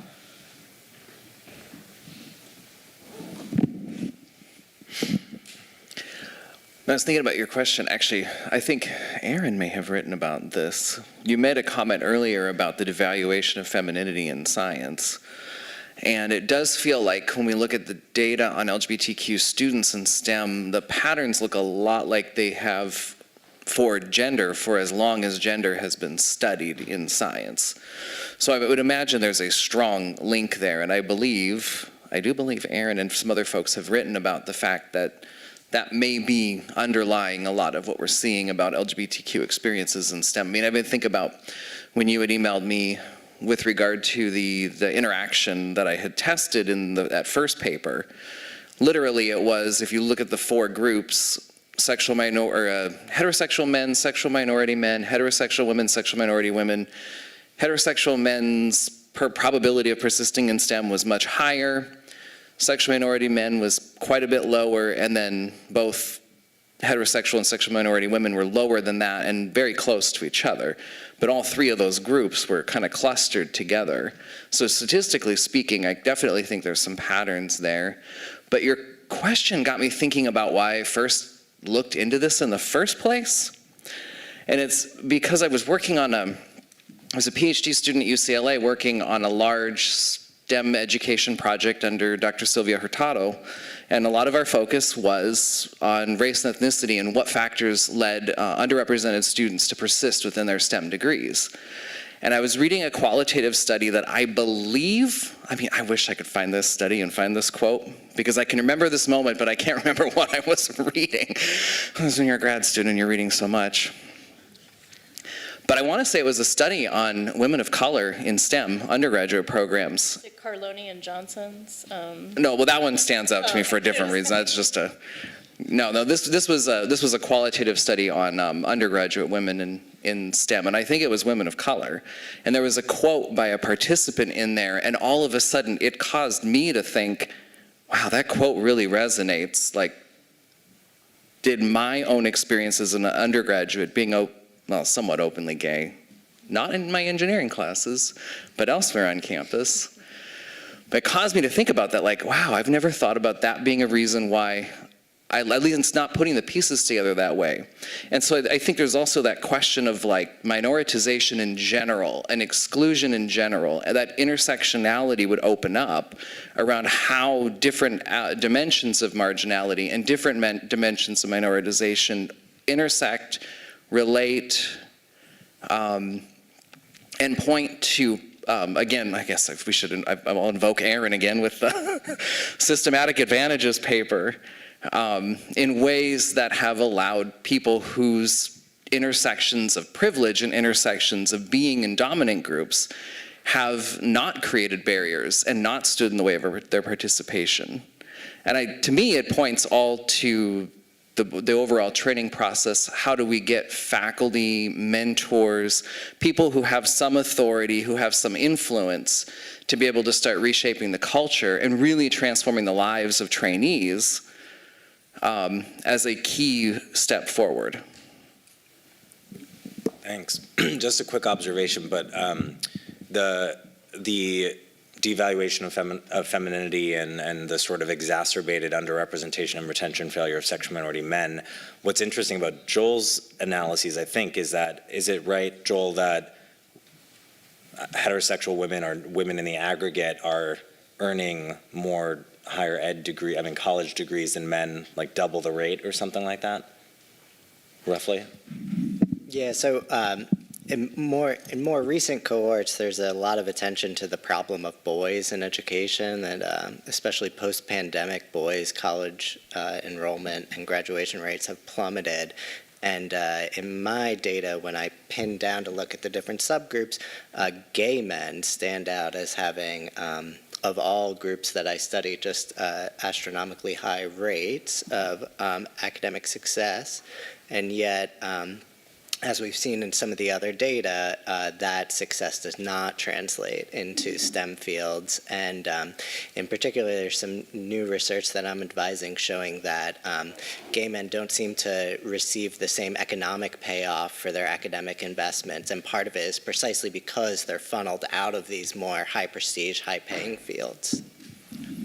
Yeah, I think it just further situates STEM in a broader context of higher ed that just shows how quite bad things are in STEM. Any other thoughts? Yeah. I would just say,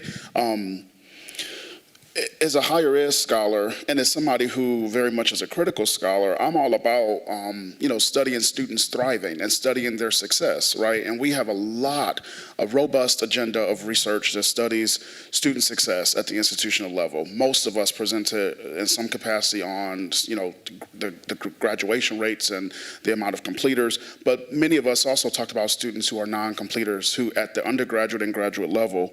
And so I sort of question that second part of your question, John, like the structural changes in policy. What does it mean for us to start to ask the questions of what happened along the way to those students who are non-completers? One of my students, Michael, who was in this multi-year ethnographic study, what I did not share here was that Michael did not finish the mathematics degree. They transferred to aerospace physics, I believe. All that to say, what does it mean for us to think about the folks who are not thriving in these particular areas, and how do we create structures and reconstitute the way that we've understood STEM pedagogy to think about teaching from the bottom up, right? For the folks who are not being seen, not being sought out within classroom spaces and in research spaces with STEM faculty. So that's just my 2 cents. I think that there's a need to sort of think about the folks who are not really thriving in these spaces as well. Well, I want to give the audience an opportunity to ask any questions in our. Anyone have a burning question?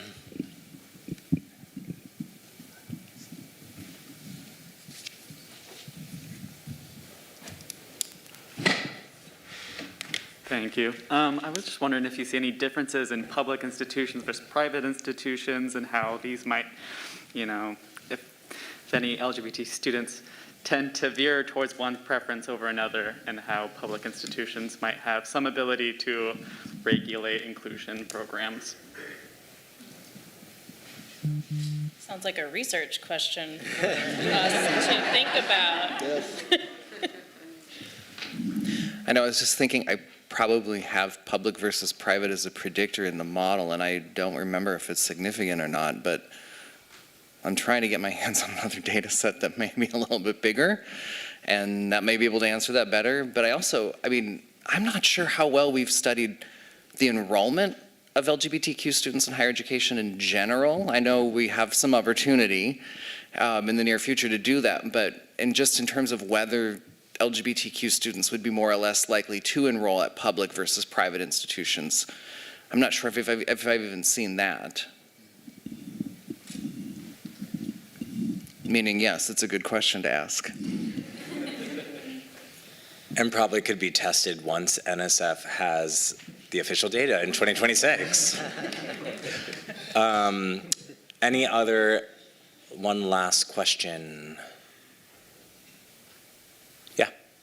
So, Bryce, you had mentioned something about, starting with the educators and the people in the classrooms, right?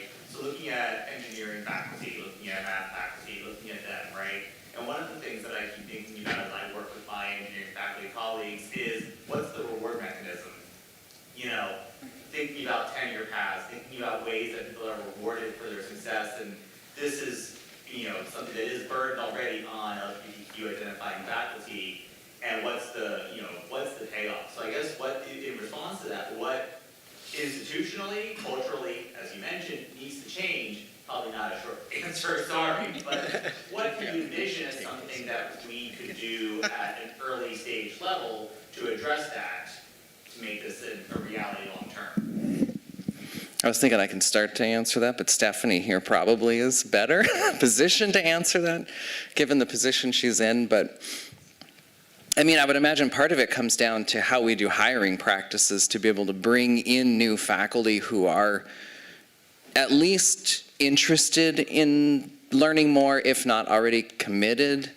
Part of the reason I pointed to Stephanie here is because she was the co-PI of a big project that's established a safe zone training program through the American Society for Engineering Education that's done a tremendous job at providing a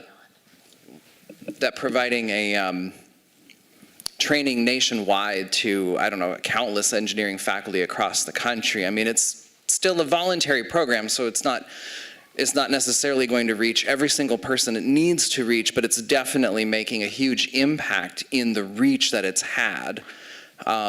But I know it's really about the retention, tenure, and promotion process that gets faculty to move in a certain direction.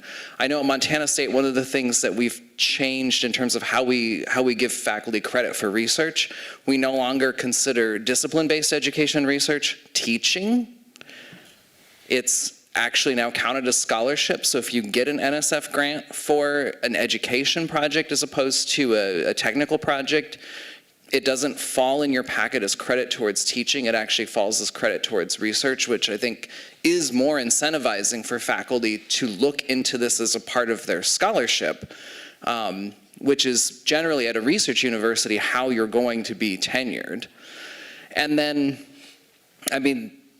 I would imagine there's some other factors around. I mean, we give faculty small grants to go to trainings, and if you can find ways to give them little bits of money here and there, they often will move in certain directions for short periods of time. But I'm going to turn it over to Stephanie, who I think can also help answer this. Yeah, I certainly don't have all the answers, but I can throw out a couple of suggestions. But I think it's a really good question. And, you know, we can say things are important all day long, but if we don't show that they're, you know, valued and rewarded within the structures in the institution, it's just not going to be sustainable. So it's really important to value DEI efforts within those reward structures. Some of the things that we've tried, and these are really recent efforts, so I really can't say anything about the impact, but you know, at the department level, we've written DEI efforts into the into the criteria for teaching, research, and service. And we've also done it at the institutional level within the memorandum of agreement for tenure and promotion. So those are a couple of ideas. Other things, you know, incentivizing participation in like training efforts, education efforts like the Safe Zone workshops, but then also asking folks to reflect on that and in their dossier, like in the narrative, and say, well, you know, what did you learn that you brought into the classroom and how did it change your teaching? That kind of thing can, I think, have an impact. Great. Well, we have to stop there, but we're all going to be here all day, so you can ask us questions if you have more. And thank you to our panelists.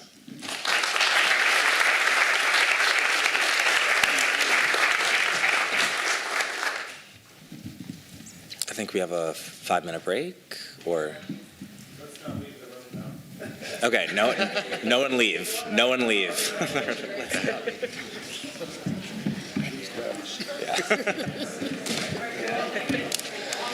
Gymnastics to get out of here. Looking forward to more learning. Yeah. Are you here for the think tank? Like 5 to 10 behind. Tight squeeze it. Yeah. Yeah.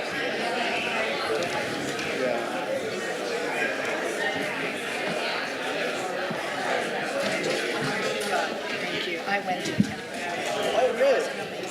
Oh, I'm Sharon Midwood. oh, how's Sharon? Oh, that's great. I've gotten so much more into it. Also, I did these Oh, that's wonderful. That's wonderful. Yeah. I had the opportunity to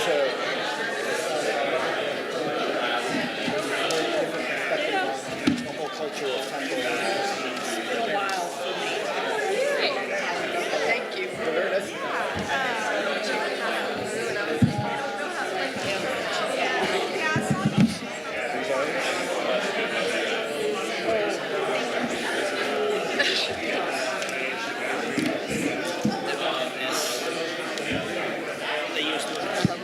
Is that on? Oh, yes. Would you like for me to refer you by Sharon. Yeah, I was like Brittany. Okay. Thank you. Everywhere. Always want to ask. Yeah, I appreciate that.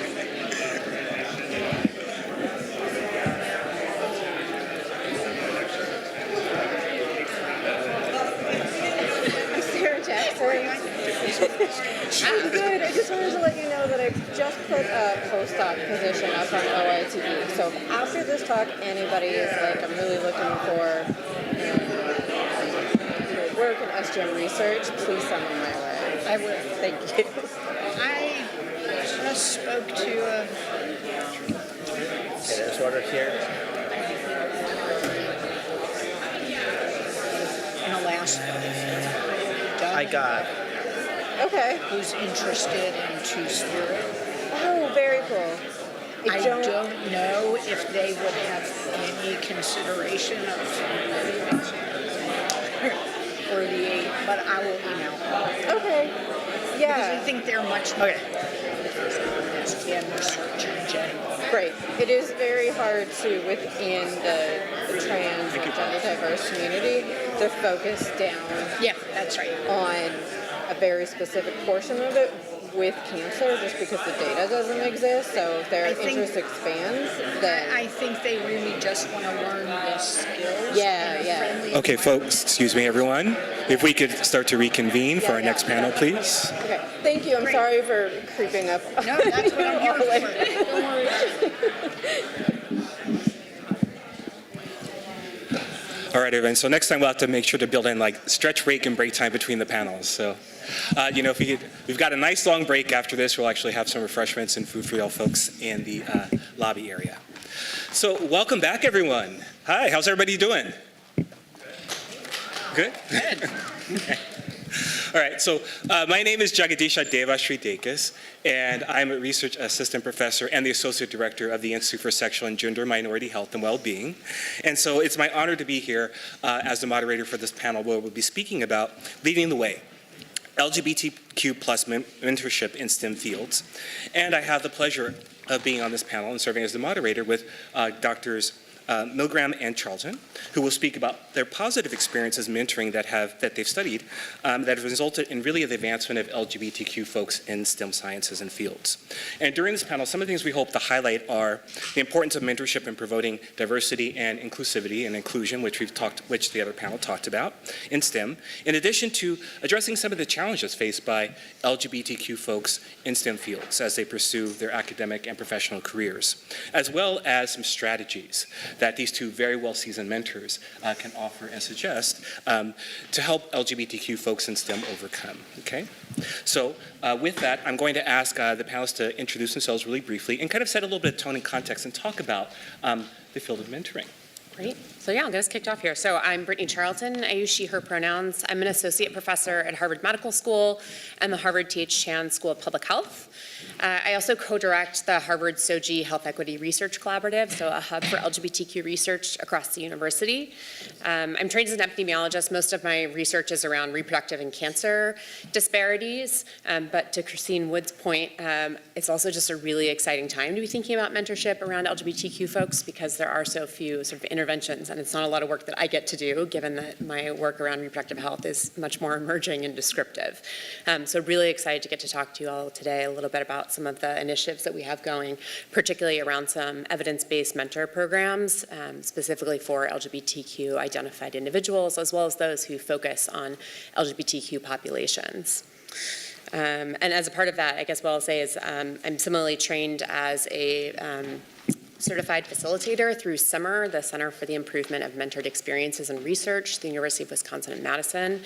And so not only offer that curriculum, but have sort of tailored that also for an LGBTQ audience, which we can get into it a little bit more. So I'll stop there, just a sort of brief intro. Thank you.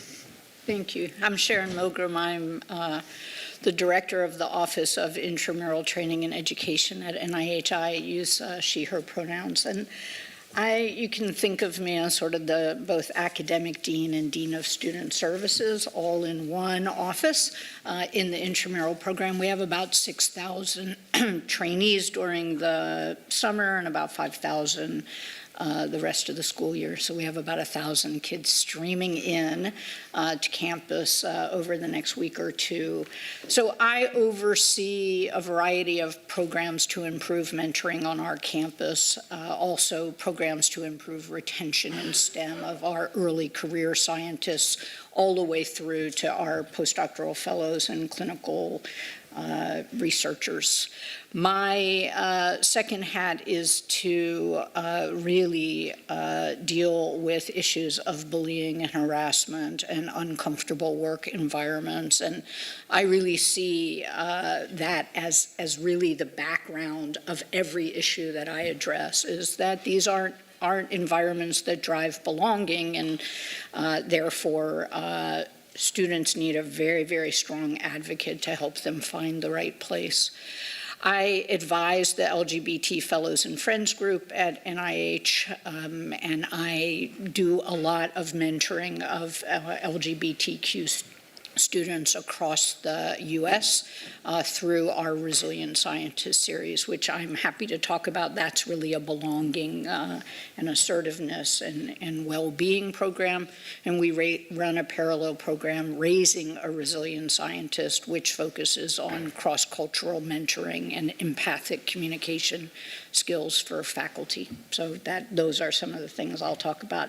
I am not a researcher at this point. I ran a biomedical research lab for a long time. I decided to step away from that to focus on this full time. So the research aspect will be much better handled by others on the panel and here today. And I actually would just like to end by thanking the folks who were on the panel earlier and all the organizers and all of you at about 18 as an Orthodox, obviously queer Jewish girl. I never imagined that there were people who cared. So this is a really powerful meeting, and I think it will influence many students who get to watch it and ones who are here. So thank you all. All right, thank you. And I forgot my excitement to get this panel going. My pronouns are he, him, so thank you for that reminder. All right, so when we were preparing for this, we talked about having sort of like a broad approach and then kind of narrowing it down to a smaller focus here. And so we want to start off with the first question for the two of you. If you could just talk about how you define mentoring and what types of mentoring you've been engaged in. Yeah, so maybe I'll start just really big picture, and Sharon, you take it from wherever you want to go with this. I guess, I think about mentorship, there's such a broad base evidence to show that, quality mentorship leads to improved outcomes. And that's true across career stages, that's true across disciplines.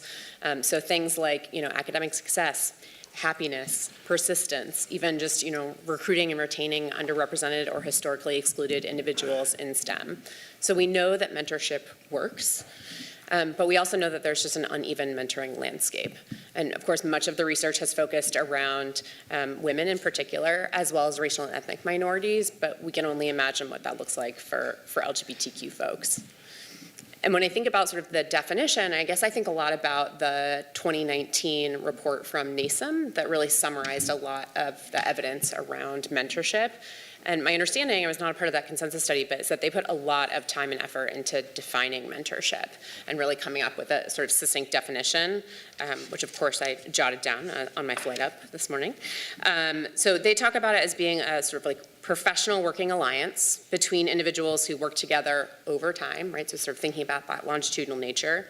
They highlight that it's both to support the personal and the professional, and really focused on kind of growth, development, and success, not only through career, but also psychosocial support. So it can be really all-encompassing in that sense. So I wish that we stopped using the word mentor for the primary PhD supervisor. I wish we called that person a supervisor with the hope that maybe in the rearview mirror, someone might say, wow, they also became such an important mentor to me. So I view mentorship as something that happens outside of the primary research relationship, although obviously because we use these words in really interchangeable and confusing ways, we have to address that with our PIs, with the students, senior trainees, etc. I also, while I really respect and enjoy the NASEM report, I am sorry that there was such a distinction on long-term relationships. I think mentoring can happen in very short, limited interactions, and that is especially important for trainees from communities where they're not looking around and saying, wow, I have so many people to choose from. So I teach in a course that's offered nationally by Zoom, and I come out again and again and again. I show pictures of my wife and our son in what we call a wellness collage, and a lot of students email and say, I've never talked to a queer scientist. Can I talk to you? And I think that's mentoring, and I think we need a lot more of that. I really love the psychosocial and career, and I actually think that we also need to have one last type of mentoring that I've started to think about, and that is mentoring towards retention. I think there are very unique things about sticking with it when the times are really hard, and I really want to think about what are those things we need to teach and help people practice. Well, thank you for setting the tone and the landscape and offering those definitions. And I want to pose this question to you, Sharon, because in our preparation you talked about, what you called the science of mentoring. Can you say a little bit about that? Well, I think that, people better versed in this than me have laid out really clear factors that lead to quality mentoring relationships. Sharing, but not sharing too much about yourself, making the time about the person in front of you, not assuming that you understand their life experience, whether you share 1, 2, however many identities.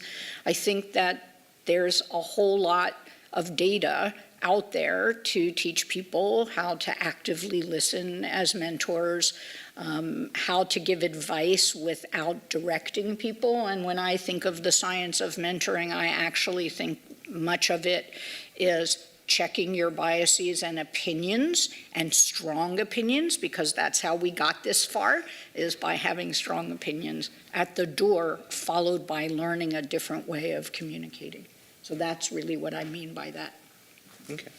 I'd like to pose a question to you, Brittany, if you... Yeah, I mean, I feel like as a follow-up to that, I think a lot about sort of like mentor training. I mean, whether it's the Resilient Scientist series or Simmer's training or others, right? I mean, when you think about just how we all learned to mentor, like it's often through trial and error, or watching our mentors and thinking, maybe I don't want to do it that way, or I do want to do it that way, right?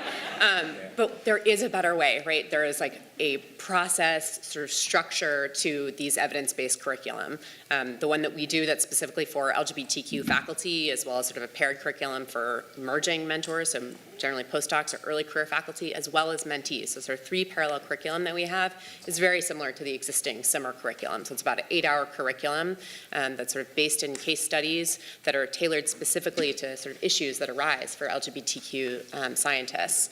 And I think it's not only helpful to sort of think through issues that arise for people as it relates to their social identities, but also pieces of their work as well, right? They may not just be navigating unique issues like coming out potentially in an interview. Maybe it's for a residency interview, for example. And how do we teach mentors how to help their student navigate that situation? But sometimes it might even be for an ally who might not be LGBTQ identified, but needs to be able to assess in a job interview how welcoming a new campus may be to doing LGBTQ work.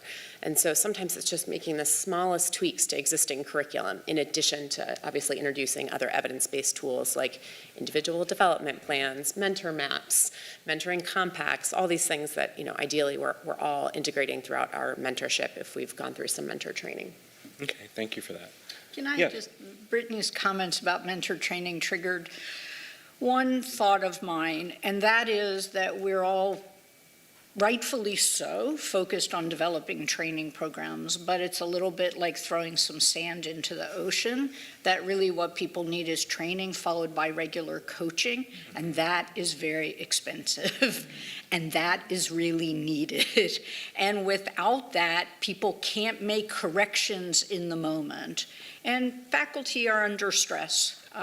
So whether you're acting as research supervisor in the moment or a career mentor, or you're there to help somebody navigate some issue in their health and well-being, whatever it is, you're going to need to be able to be really self-aware. When am I out of my depth? Like, I can't help here. When am I bringing something into the room that's not helpful because I haven't resolved it?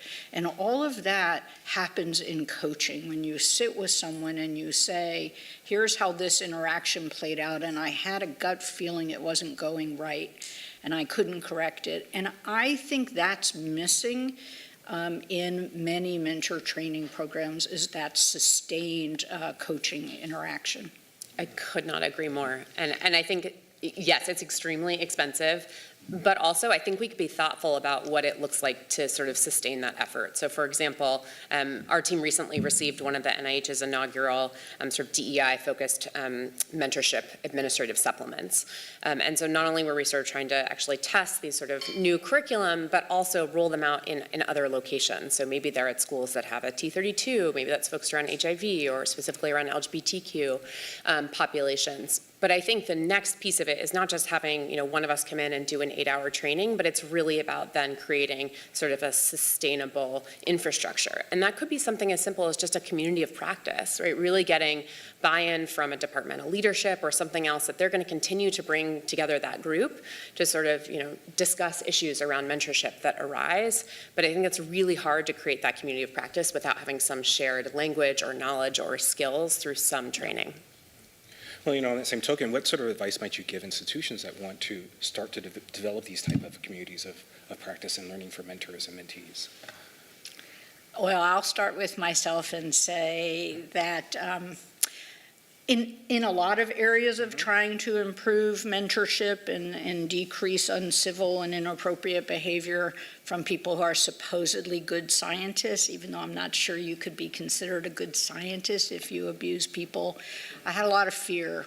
Oh, leadership won't be supportive. Oh, the faculty will laugh when we talk about emotions in the workplace.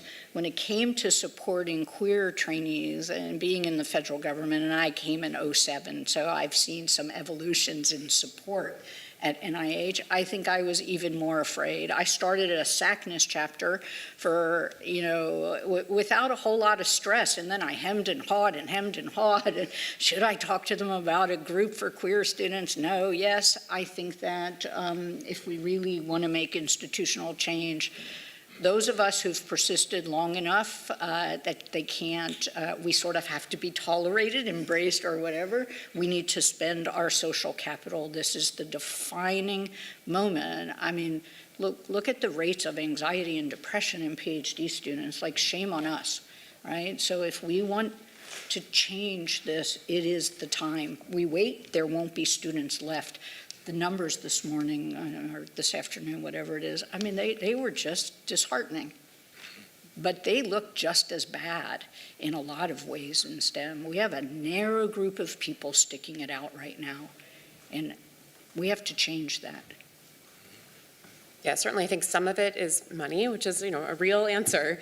And yet I think there's also some other things that we could think through, right? I mean, this was touched on the sort of the end of the other panel too, thinking about, sort of incentives for promotion. Harvard recently added sort of a new pathway to promotion around DEI issues. But we could just as easily create one around mentorship. We could think about adapting other systems, like having sort of like a points system for service or for mentorship that could in some way, albeit probably poorly, sort of quantify the amount of time that individuals sort of spend with their mentees. I think there's lots of things that we could sort of put in place, but to Sharon's point, I think one thing that has really moved our leadership has actually been tying it to student mental health surveys. A lot of our PhD students have really pushed for their departments to be collecting mental health data, and it, surprising to me, is surprising to my colleagues. I agree.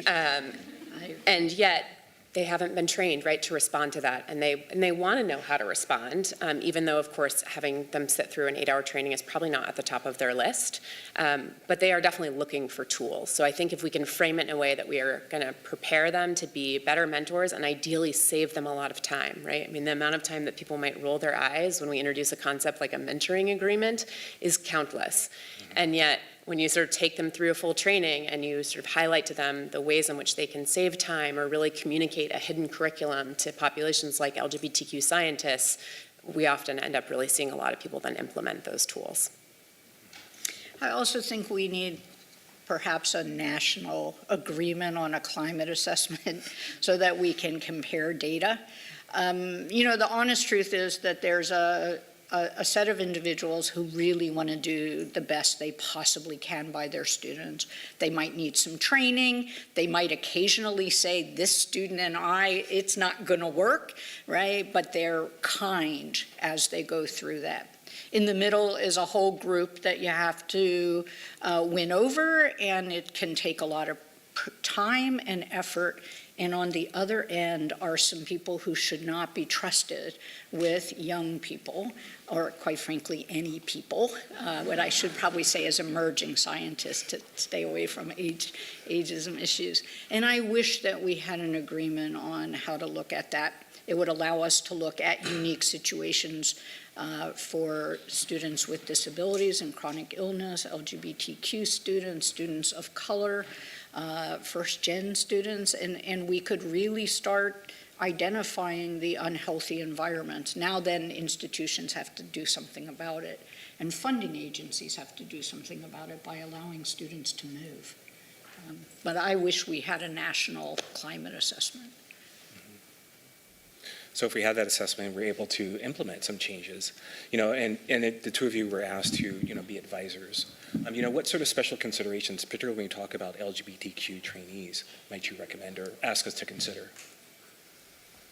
Real training on understanding the use of pronouns and understanding how to navigate the inevitable mistakes and unfortunate unsupportive moments you will have, an understanding of the stress of coming out at interviews so that people who are on admissions committees would understand that and signal support and warmth. We invite you to share about your life and partners who might be coming with you, a lack of stopping, presuming. How many times I get, Sharon, are you going to bring your husband with you? And I'm like, no, but I am going to bring my wife. And she's an artist and she doesn't think highly of scientists. So I think there are some things like that. I want to go back just 1 minute on the climate assessment. So we have one that we do for groups at NIH, and like the strongest variable with a harassing environment is whether the PI engages in conflict management. Well, so you can't tell people if there's conflict, send them to the ombuds. That's not engaging in conflict management. That's ignoring the conflict and hoping somebody else will help you solve it. And so if we had those data, I think it would really give us some sense. We have 1,000 postbacks. Why did you choose that medical school or that graduate school? And sometimes it's like climate. They asked me if I needed reasonable accommodation. They asked me if I had any food allergies, needed halal food, kosher food, etc. I think if we started doing some national surveys so the data were big enough, I think we would learn a lot about how to do a better job. Yeah, I definitely have so many questions I would love to sort of see answered more broadly nationally. And I've been working with Simmer also to collect more nuanced SOGI data, so hopefully we'll be able to do some of that soon. But there's a lot of issues around research with mentorship that are just challenging, right? I mean, doing longitudinal research, for example, in dyads or even in group mentorship is challenging. How you follow people over time and thinking about loss to follow-up and sort of confidentiality issues. But certainly anecdotally, we know that LGBTQ folks are really bearing the burden of uneven mentorship. And so I also think a lot about sort of our emerging mentors as well, even early career faculty who may even just feel all this pressure, let's say picking up the NASM report and feeling like, oh, I have to meet all these attributes of mentorship. But I hope that we can also really highlight for those folks that they don't have to be everything to everyone, right? That they can focus on one piece of mentorship for a mentee, and that they can really help that mentee also then sort of build a whole network of mentors. So I think that's one other piece to think about. And to Sharon's point, right, you might help a mentee if you're not LGBTQ identified, just find a queer mentor. And maybe you meet with that person once or twice, but they're sort of filling this really unique piece that they need in their development. Okay. So I know that we're short on time, but I have one more question, and I wanted to pose it to you, Sharon, if you could speak about this. During our preparation, you were talking about like one of the very unique things that you do with students is really around sort of the possibly coming out process. Can you speak to that? Yeah, so there are a lot of students who come in the summer to NIH and suddenly they're like, oh my gosh, I'm in like a gay mecca. I can go to a club and there's a crazy pride. And actually now, thanks to the work of many people at NIH, the government participates in pride. So there's a lot of students who want to talk about coming out. We also have a large population of international trainees. And again, they find themselves in a different environment and suddenly they want to explore what that might feel like. Where do I begin? I used to think that queer people could advise other queer people on coming out. After all, we do it all the time. And I've really come to appreciate that there's a little bit of a first emotional, mental health and safety need and assessment that needs to happen. And so while I talk a lot with students about coming out, and I have shared my coming out story quite in depth at several events on campus and nationally, I actually have them work with one of our wellness staff for at least 1 or 2 sessions so that they decide when they're comfortable, how they might like to come out. For some trans students, we've talked about sort of a community coming out so that they had support and could see what the climate was within their research group. And I'm still trying to decide how I feel about that. But we actually are finding a very dramatic increase in the number of students who want our support to come out. Okay. And Brittany, if you could speak to something, you talked about some unique aspects that you do when you train, when you work with mentees. Could you speak to that also, please? Yeah, absolutely. I mean, I think certainly, introducing some of these evidence-based tools, I mean, even something like an individual development plan can be helpful for mentees, right? I mean, mentors often want to do the right thing and they just haven't had the training. So I think sometimes introducing those tools, I think I would have loved to have had a mentee bring me an IDP, right? If they'd just gone to myidp.org and filled it out and sort of said, here's my plan for the year, what do you think? They would have gotten so much more from me before I started forcing my students to do that. So I think a lot of it is really introducing kind of all parties to kind of what some of the best practices are. But a lot of it's also just figuring out kind of what one's style is. Sharon, you talked about sort of, talking about some of your own life. I mean, I certainly talk about my own queer family with my immediate team and certainly our larger Harvard SOGI team. But I also think a lot about sort of our more early career faculty and just the sort of burden that they carry constantly having trainees reach out to them and being asked to be on projects that may be unfunded or that they may just be handling a really difficult situation, whether it's around their queer identity or otherwise. And so I think we also need to think about some of the supports that we put in place to help those folks as well. Okay, thank you. I know that we're really up to our time boundary, but I would like to, if we can, if you'd be willing to take 1 or 2 questions from the audience. Yes, please. Hi, thank you so much for speaking. I wanted to ask, in terms of mentorship, we're often thinking about like the mentees and how we can support them, specifically mentees from underrepresented backgrounds, queer, racial, and ethnic minorities, etc. But I also want to think about the mentors that fall in those categories as well. These students that end up gravitating towards those mentors for professional development, but also a lot of personal mentorship and kind of experience in navigating the institutions. And how can we support these mentors from queer, mentors of color backgrounds for that emotional labor that they do, because we do see a lot of students of color, queer students gravitating towards these mentors because they can understand those similar lived experiences within the academic institution. So everyone needs to learn how to set boundaries, and we say put the life mask on yourself first, right? When or the oxygen mask on yourself first, right? When we get on the airplane.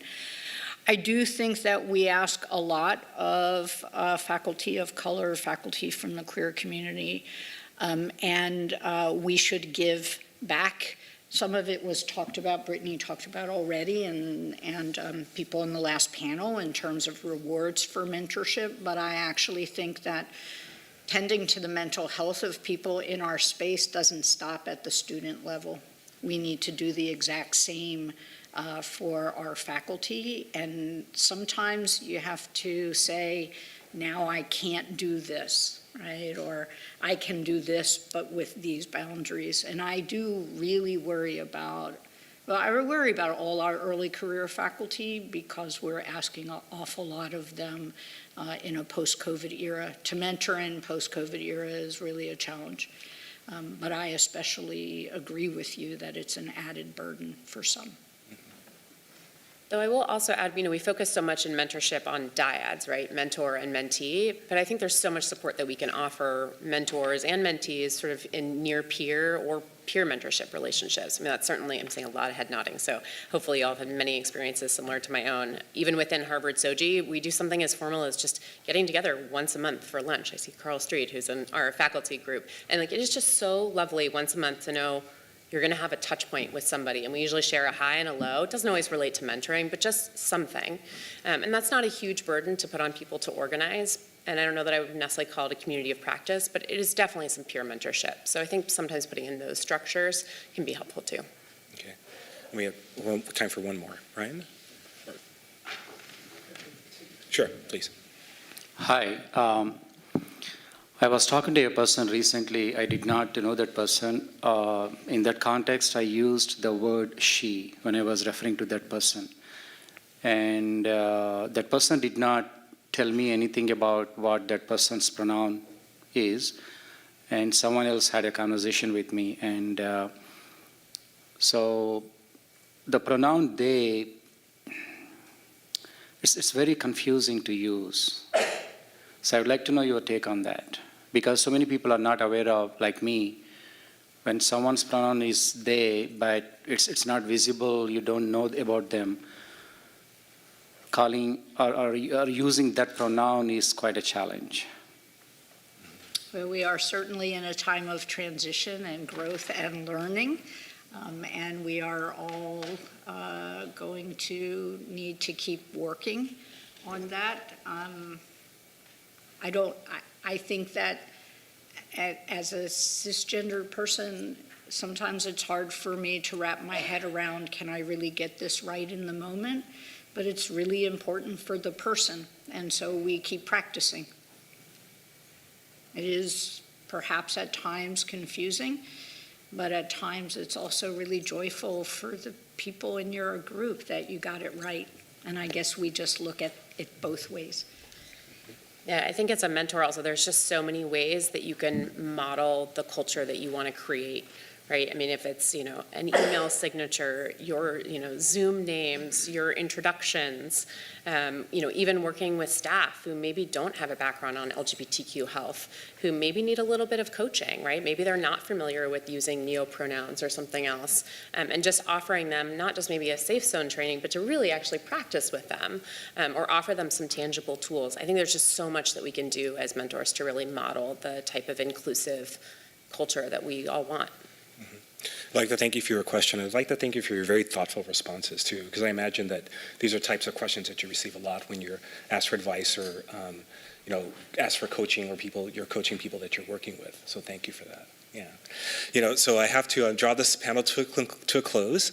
Of course, we would have loved to have more time, but also Brittany and Sharon will be around so you can follow up with them and ask some questions. Thank you for your time and attention. And we're going to take a break now before the next panel. So you've got about 15 minutes. We should come back around 3:35. We have refreshments and beverages, food in the lobby area.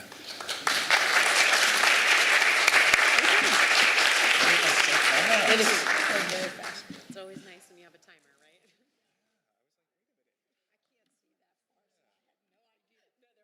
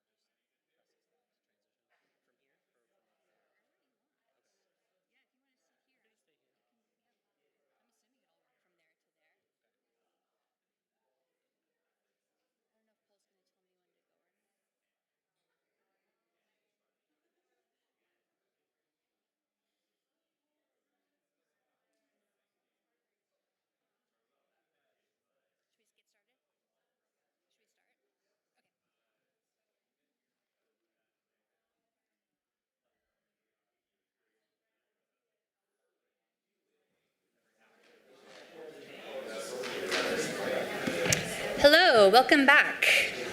Thank you for staying with us. So what I'm going to talk about in this afternoon's session, I'm going to give a little brief talk, and then I'm going to turn it over to our lived experiences panel.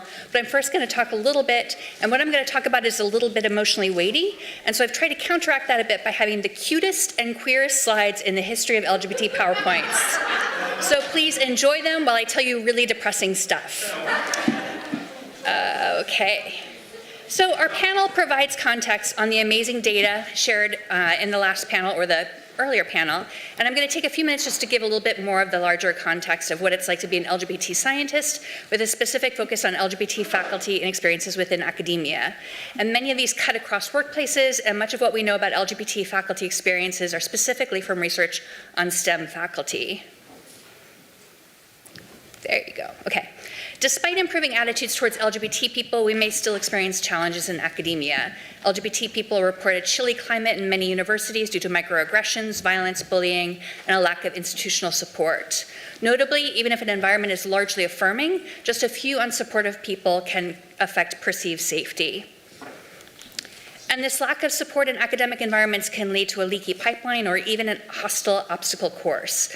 Although research on academic impacts like retention, performance of a chilly or hostile climate for LGBT faculty is lacking, as we all know now, we know that LGBT faculty may be less likely than their cisgender heterosexual peers to contemplate leaving their jobs or even their fields. So there's a lot of data on this slide, and I want you to not panic. And what I want you to pay attention to is the little icons. This is data from Aaron Seck, and this was also highlighted by Tom Waidzunas in his talk earlier. And my point is to show you that the more marginalized identities a person holds, the more challenges they face in terms of persistence. So this is our little referent group. These are cishet white men with no disabilities. And then we add on little rainbows for all the LGBT people on this slide, and then people with disabilities, cis women, and people of color. And basically the impetus here is to show you that the more marginalized identities you hold, the more challenges you have with persistence. And we see this same pattern of data with social exclusion, harassment, respect, salary, and advancement. But as scientists and as researchers, we rarely talk about the impacts of this marginalization, career or personal, that come from being a scientist with marginalized identities. But almost every paper we write as LGBT researchers uses minority stress as the central frame. We know that stressors related to being marginalized or minoritized have sizable impacts on LGBT people. However, these minority stressors have effect on us as well. As scientists, we're not safe from microaggressions, discrimination, heterosexism, bullying, and even violence. We may have experienced these growing up, and we may experience them today. We may even experience them in our workplaces. And minority stressors in academia may make us feel as though we are what Patricia Hill Collins calls the outsider within. Although we're within the academy, marginalization makes us feel like we do not belong. LGBT faculty report feeling isolated, experiencing hostility, feeling pressure to fit in, and being socially marginalized. LGBT faculty feel excluded from collaborations and opportunities, and that others' biases about LGBT people tends to color their impressions of our work. And some people fear that raising concerns about LGBT issues like representation or discrimination may be perceived as political, and thus inconsistent with the objectivity required of scholars and scientists. And this may cause other people to doubt the quality of our work. LGBT scientists may paradoxically feel invisible and too visible, and outness may be associated with a mix of rewards, risks, and responsibilities. The invisibility of identity for some may mean that scientists have to come out in the workplace, sometimes constantly. For those with more visible identities, there may be suggestions to conceal or tone down LGBT identities in order to better fit the environment, or warnings that their identities may create career obstacles. LGBT faculty recount being urged to dress more conservatively or more or less gendered, hide evidence of a same-gender partner by not displaying photos on desks, avoiding using pronouns for partners, or evading personal discussions altogether. Not disclosing identities may help avoid some risks of discrimination and stigma, however, it may also lead to stress from having to keep a part of oneself hidden. Avoiding discussions of personal lives can have negative career impacts by lowering the likelihood of creating personal connections with colleagues, which can lower networking success and reduce opportunities. At the same time, visibility related to minoritized statuses may also heighten scrutiny, criticism, and along with pressure to perform at a higher level than our majority counterparts. So how do we make sense of stressors related to our LGBT identities? Do we internalize them, thus putting ourselves at risk of feeling even more marginalized as researchers, as people, as scientists? Or do we just tamp down our reactions so that we can keep teaching and writing grants and papers? Faculty who have internalized minority stressors may grapple with stigma turned inwards, perhaps leading to anxiety, difficulty regulating emotions, and unhealthy coping. At work, we may experience isolation. Wait, did I forget to introduce myself at the beginning of this? I did introduce myself. I forgot. I'm Cindy Veldhuis. I'm an assistant professor at Northwestern. I'm a psychologist. I just realized I'm talking about a lot of psychology stuff, and that made me realize I should probably disclose that. So faculty at work, we may experience isolation, no confidence, imposter syndrome, and may struggle with a sense of belonging in the academy. Faculty who are not entirely out may be extra vigilant, needing to make sure that they are monitoring themselves constantly to avoid risks. Faculty may also make decisions about gender, sexuality, and identity out of fear of career repercussions, like postponing gender affirmation surgery until tenure is achieved, or even until retirement. These minority stressors take a toll on physical and emotional health. I was reminded recently of an incident when I was a postdoc at Columbia University. A junior faculty told me I was much better suited for administrative tasks than I was for research. And this is when I had an NIH F32 and I was a postdoc at Columbia. And that I should go in that direction instead of going into research. And I don't know the reason for this comment. It's a little bit crazy making for me even today. I don't know if it was born out of bias or if it was really just I really do suck and I shouldn't be a researcher. But this type of comment is a covert form of bias. There's a bias there, but the reason for it is opaque. More covert forms of bias may lead people to distrust their own perceptions of interactions, particularly when there's low support around them or when those in the surrounding environment actively deny their experiences. Rejection sensitivity, which is a common experience related to having been marginalized and unsupported, may also lead LGBT faculty to feel as though they will not be supported if they talk about the challenges they face, thereby increasing isolation. So my goal with this talk is to, in some way, help prevent the LGBT academic pipeline from leaking any further by starting conversations about being marginalized due to being LGBT. And one way to do this is by creating an intersectional pipeline. Concurrently, we need to discuss how, as a field, how minority stressors affect us and our sense of belonging in the academy, and discuss the costs of this to us as academics and people. And the marginalization of us and our work may lead to difficulties publishing in top journals, which may affect how often we're cited, leading to lower H indices, lowered perceptions of the importance of our work, and all this can have implications for employability, tenure, professional power, and career development. Much of what we know about the experiences of marginalized scientists comes from research on BIPOC faculty, and we lack the data on the experiences of LGBT faculty within the academy. Given the dearth of research, we do not fully know the scope of the issues. We lack data on the actual numbers of LGBT faculty, given that this data is not routinely collected. Some universities in the US now ask questions in online job applications about sexual identity. They've broadened their gender questions to include transgender and non-binary people, which is a step towards documenting our absence or presence in the academy. But this data collection is inconsistent, and we need more research on what it is like to be an LGBT scientist or faculty across disciplines, and this research needs to be intersectional in order to understand the career and personal impacts of overlapping and compounding sources of oppression. So across the United States, there are more than 500 anti-LGBT pieces of legislation that have been introduced. Most of these are aimed at trans youth. As of right now, there have been 45 anti-LGBT bills signed into law this year alone. For LGBT academics, this can be at best unnerving, at worst terrifying, given that many of us work in these states. Research also demonstrates that anti-LGBT bills and the rhetoric surrounding those bills has negative impacts on our well-being, even if you don't live in those states. Those bills are affecting a lot of our well-being. In some of these states, there are also bills restricting what we can say about LGBT people in classrooms, like Florida's Don't Say Gay bill. Coupled with book bans, anti-diversity, equity, and inclusion efforts, these can have a chilling effect on faculty and college and university faculty, as it could make talking about our experiences really risky. States that are anti-LGBT may shut down or censure our research and teaching, which threatens our employment. For people who are on the academic job market, this can be restricting applications to those states where there are explicit LGBT protections. But according to the Movement Advancement Project, only 15 states and Washington, D.C. have high levels of LGBT protective policies. This means much higher competition for far fewer academic positions. This, in turn, makes it more likely that LGBT trainees will not get faculty positions, which has downstream implications for representation in the academy. So I'm going to end with one final little story. When I was at Columbia, there was a campus event for LGBT faculty on which the topic of outness came up. And despite being in a progressive city and an LGBT positive university, some faculty still wondered whether they should come out and whether it was even important to do so.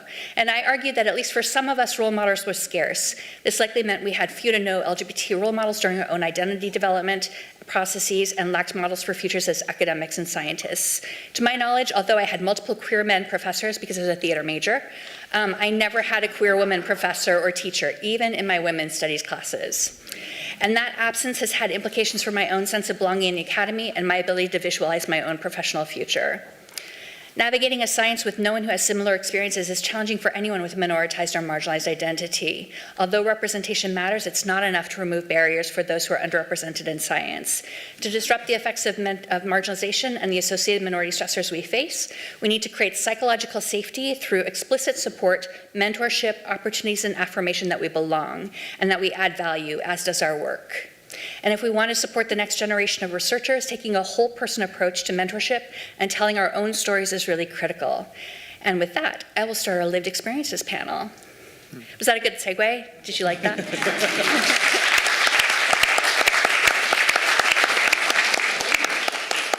Okay. So actually, Tom Wyzunas and I, it looks like we sort of coordinated our little, what are those called? Beakers? He had beakers on his side, and I have a beaker on my side, but I added a little queer smoke to mine. So, do you want to introduce yourselves? Luis, you want to start with yours? Sure. I can advance it for you. How's that? Great. Thank you. Or do you want to do it? Sure. You want control? Hi, everybody. Good afternoon. My name is Dr. Luis Antonio Leiva. I use he and el pronouns and pronombres. I'm an assistant professor of math education and soon to be associate professor of math education and STEM higher education in August. Thank you. Thank you so much for the organizers, for the leaders, for hosting this today. It's really important for me as a researcher to come in and talk about how I come into the work. So I start with the positionality statement. I'm a qualitative educational researcher who's really committed to engaging in work on racial and intersectional justice and thinking about teaching and learning and student support practices for historically marginalized populations in STEM, including queer and trans students of color. I bring intersectional lenses to be able to uncover the ways in which anti-Black racism and cis-heteropatriarchy shape not just forms of oppression and marginalization, but also forms of agency in these spaces. To be able to do this, to do a positionality statement, it's important to also acknowledge how I actively engage in interrogating my positionality. And so there are two ways that I highlight on this slide that I do this in a really active-oriented way. One is engaging in member check with participants in my research. So this is really important in thinking about social distance from your participants and following up with interviews and being able to present to them analytical themes that you're seeing from the analysis and be able to have their sense of whether it's accurate or not. So giving them the opportunity to edit, revise, respond, and clarify, because as a researcher, we have ethical and moral responsibilities to do this. And second is to do this work in communities. So one of the communities, many of them are pictured here on this slide, one of them is the Zoom capture, is our research lab at Vanderbilt called PRISM, Power, Resistance, and Identity in STEM Education. We're an intergenerational, interdisciplinary collective of undergraduate and graduate student researchers, and faculty, if you include me, who are really committed to be able to engage in intersectional projects to be able to advance intersectional and racial justice in STEM higher education. It's important for the students in our projects to be able to see their lived humanities reflected in our research team, and every member of our lab is engaged in processes of collecting data, analyzing data, and co-authoring pieces.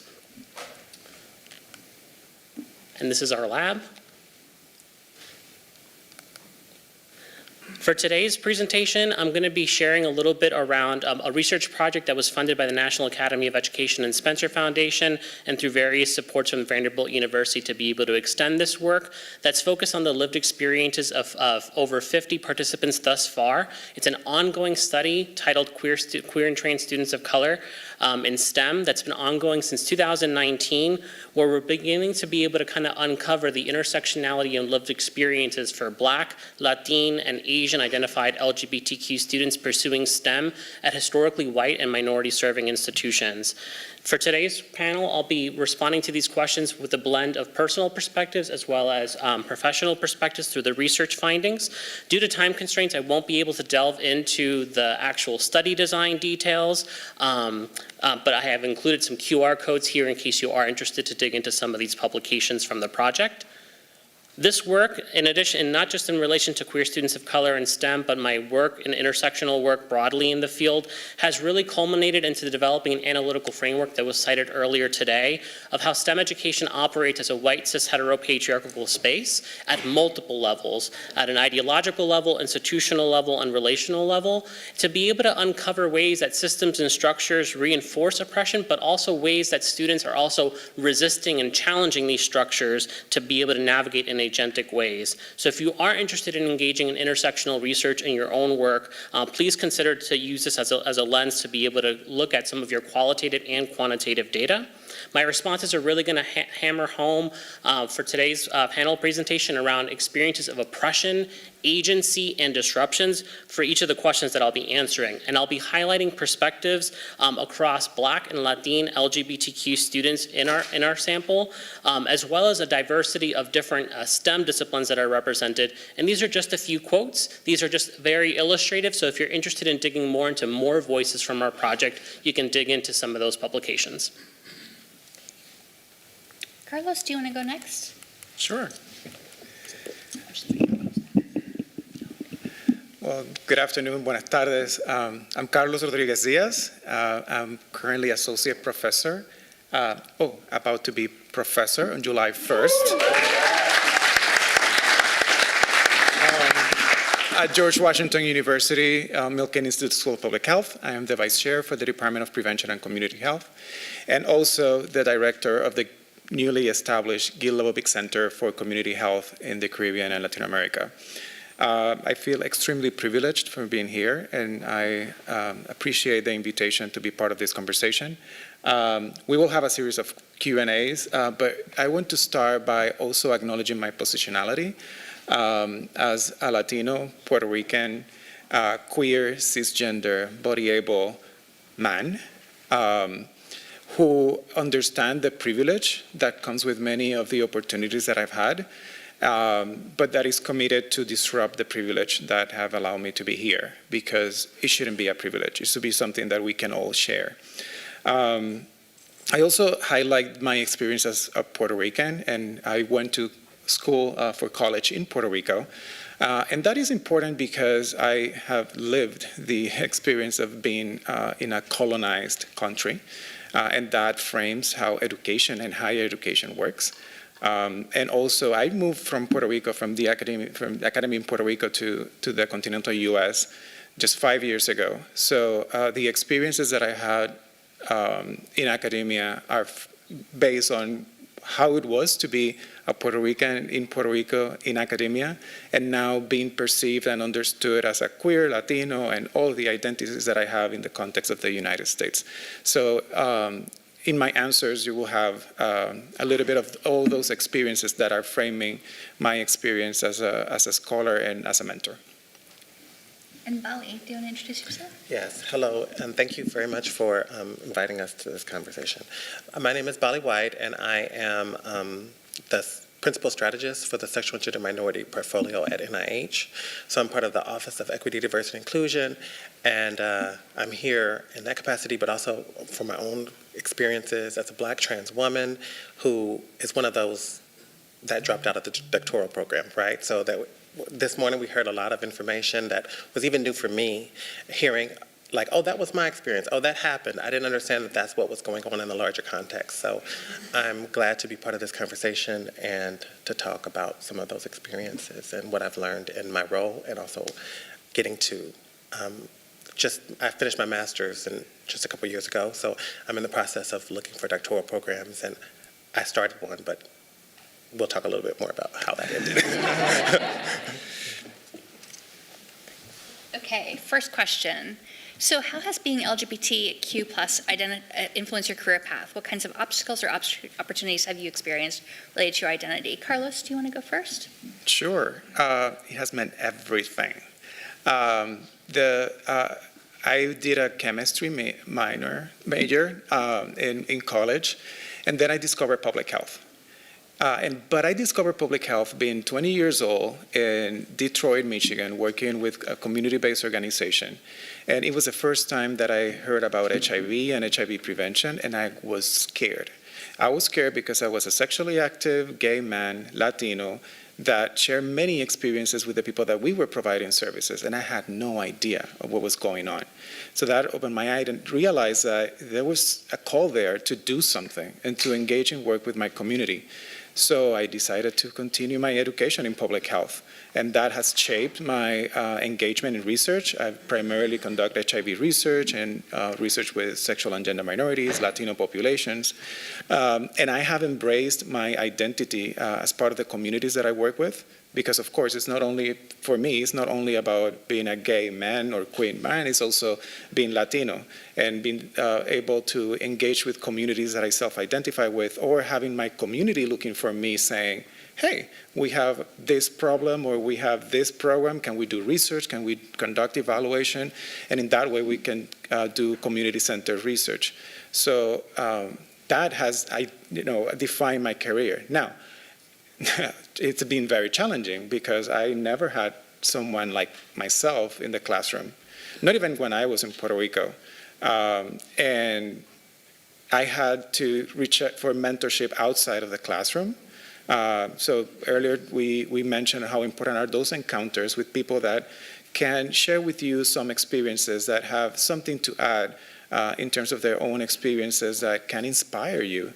And also help you commit to what you believe in and to work on the changes that you would like to see in the systems.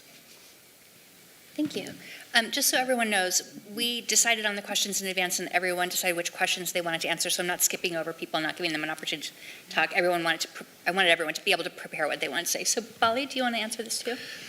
The question again was? Yeah, how has being LGBT influenced your career path? What kinds of obstacles or opportunities have you experienced related to your identity? Okay, thank you. So firstly, I came from Indiana, and I was, I'm sorry. I came from Indiana. I was born in Indiana, and my first violence and threats and bullying were because I was black, right? So, and then when I became a teenager, it was more because of my being trans. And, I've never been in a closet. I don't know what a closet is. I've always been who I am and presented that way.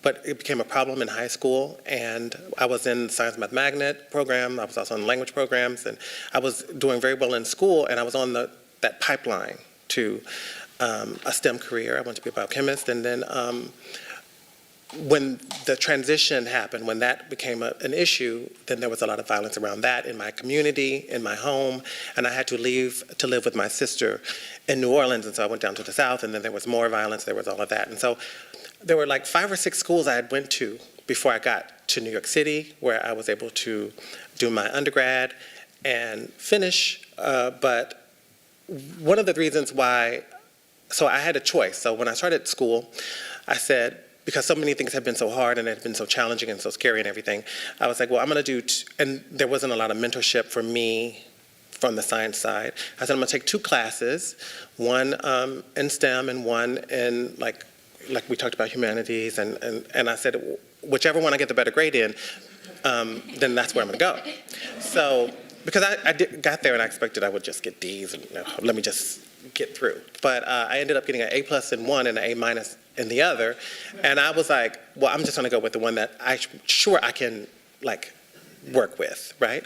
So what happened was I was going through school, but it just so happens I'm in the most expensive city in the country, and at one of the most expensive schools, when all the other schools, community schools, were not safe.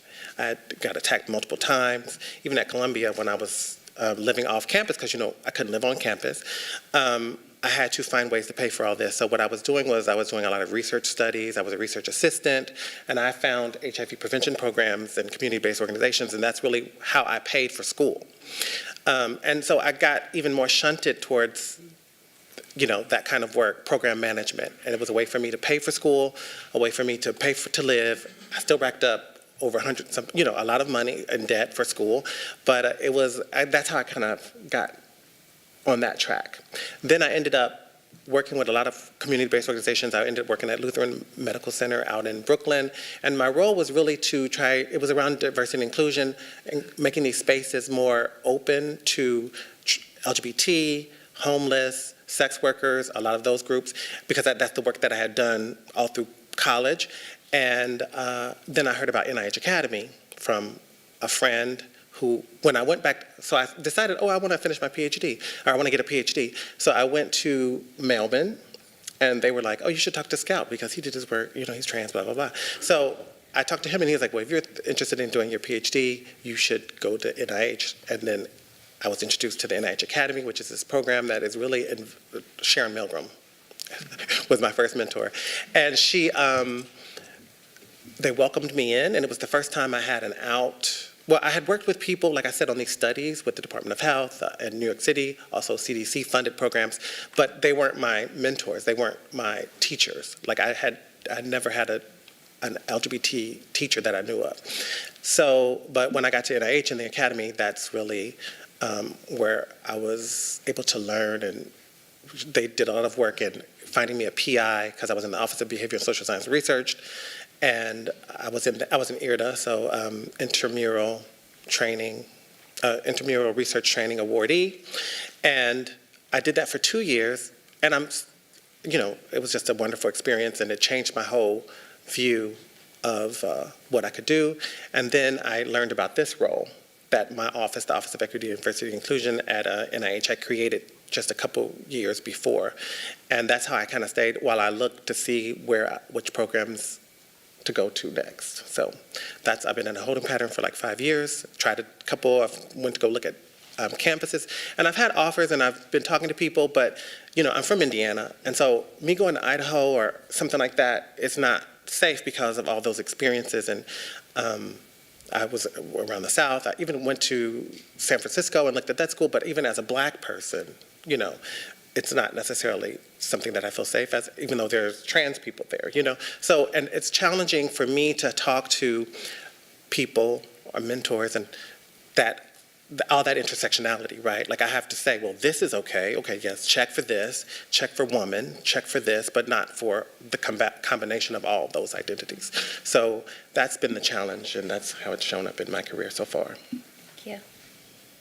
Carlos, this next question is for you. Have you had LGBT role models in career paths like yours? Fortunately, yes, but not early in my career. I think that in the early 2000s, when I was in college and grad school, my experience was in and out of Puerto Rico. Being visible as a sexual minority have changed over the last couple of decades in Latin America and the Caribbean, but it's still pretty much stigmatized. But I was able to find mentors through meetings like this and attending meetings in my area of specialty, either in sexuality or public health, and just approaching people. Fortunately, I have had the opportunity to just talk to somebody that I like their presentation, and I was like, yeah, I want to be like you when I grow up, right? And they are good. I think I've been fortunate. We know that not everybody's like that. And I think they have also, some of them recognize something in me that I was not aware. So some of them invested more time and trusted in my abilities and capacities to engage in the kind of work that we're doing. So I think that I'm being very fortunate, and that's something that inspires me nowadays. I want to make sure that if I can, the saying that let's leave the door open, I'm here to remove the door, because the door should not be there to start with. So that's my commitment based on my previous experiences and what I envision our fields could look like. Okay. So this third question is for Carlos and Bali. What have been some of your personal challenges as being an LGBT person in your field? Do you want to start, Carlos? Challenges. Let me start with. So I would like to start by saying that it's not only about being a member of the LGBTQ communities. I'm a Latino who's gay. And those experiences, those identities, I cannot just leave one and deal with the other.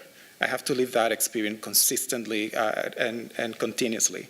I think that I've been perceived as somebody who's been successful, and I think I've been successful. Well, that's the imposter syndrome talking, right? Yes, I've been successful, but often we are perceived as resilient. And earlier today we mentioned that. I am not resilient.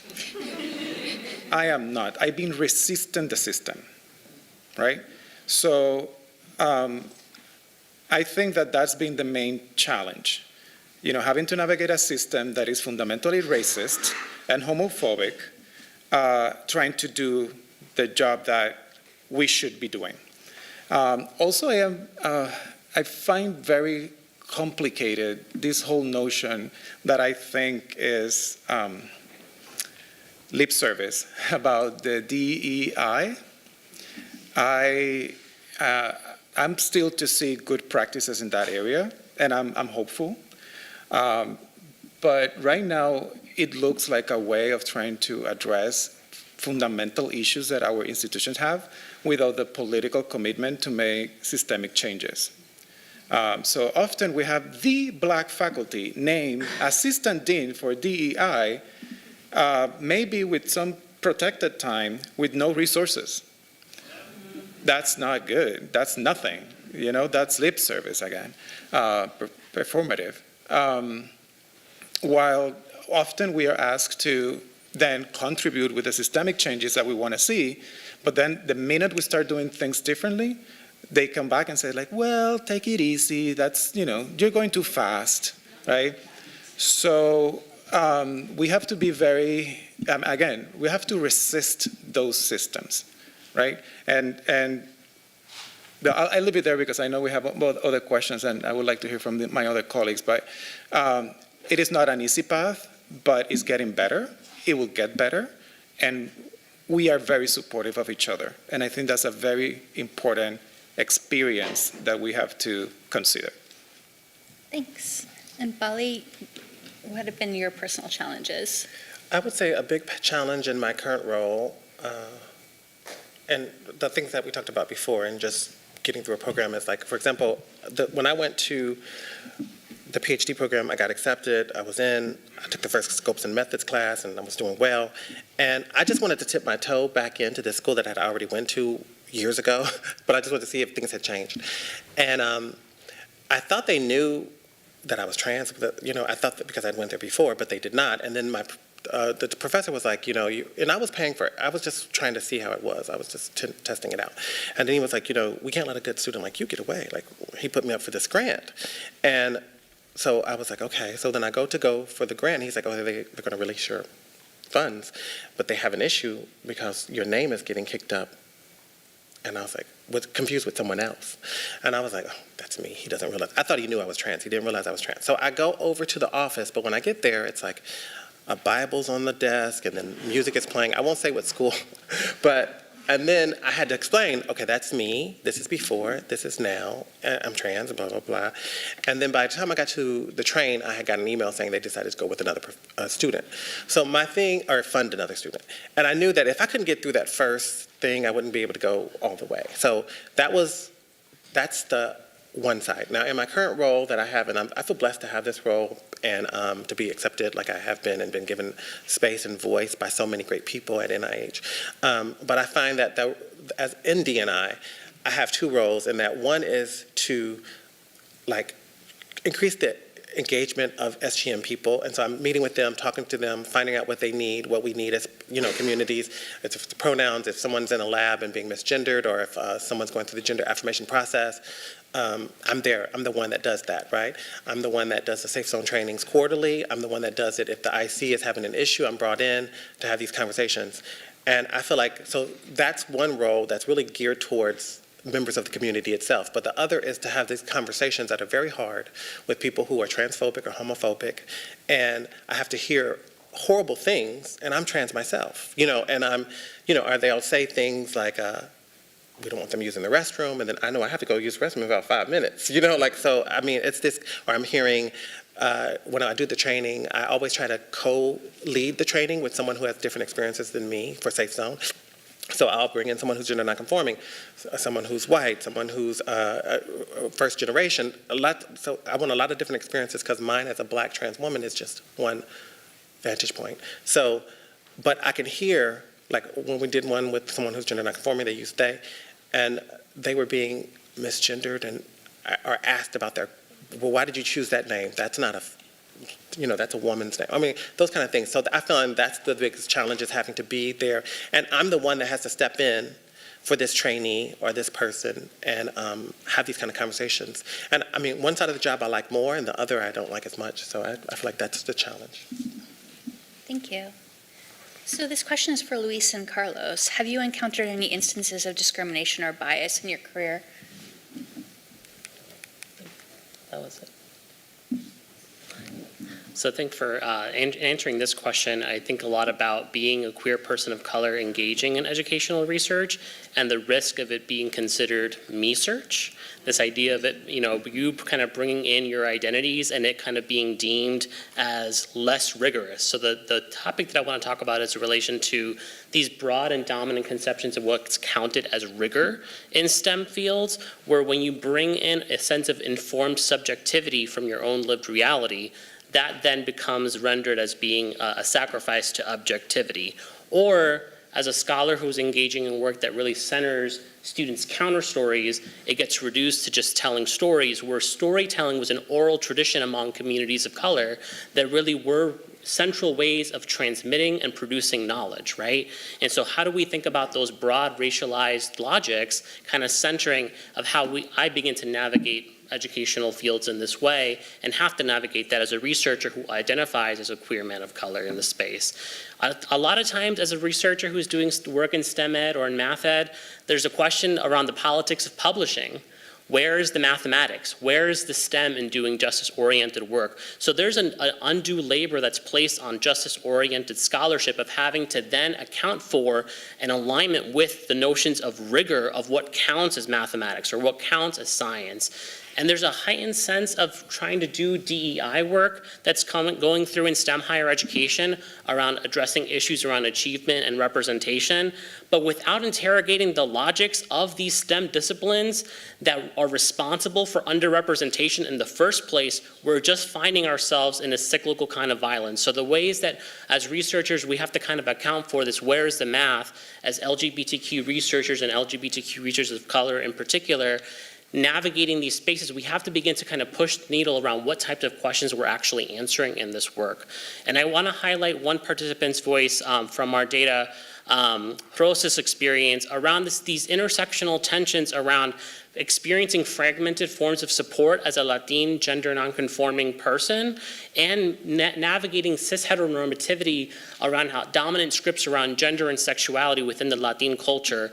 For Rose, they experienced this particularly in SHIP, the Society for Hispanic and Professional Engineering Organization, where they found these really traditional and conservative values of gender and sexuality, where they felt as though they began to feel stigmatized for their gender fluidity and their bisexual identity, despite SHIP being a space of affinity for Latin engineering majors. So this sense of queer visibility and invisibility, as the literature has shown, can be a form of agency specifically for queer and trans folks of color who are trying to protect their connections with communities of color, whether that be with family or within their peer networks. So I offer this because this illustrates a way that not just personally, but also in terms of the work that I've been doing professionally, how spaces like SHIP can operate as single identity spaces of affinity, where only one element of our identity gets to be supported in these spaces. For Rosa, it was their Latin identity at the expense of their queerness. So in terms of STEM higher education, how can we begin to think about support spaces within STEM higher education that take intersectional forms of design to be of support, to be central when we're thinking about these, to avoid the siloing mechanisms that end up happening with our socially constructed identities. Thank you.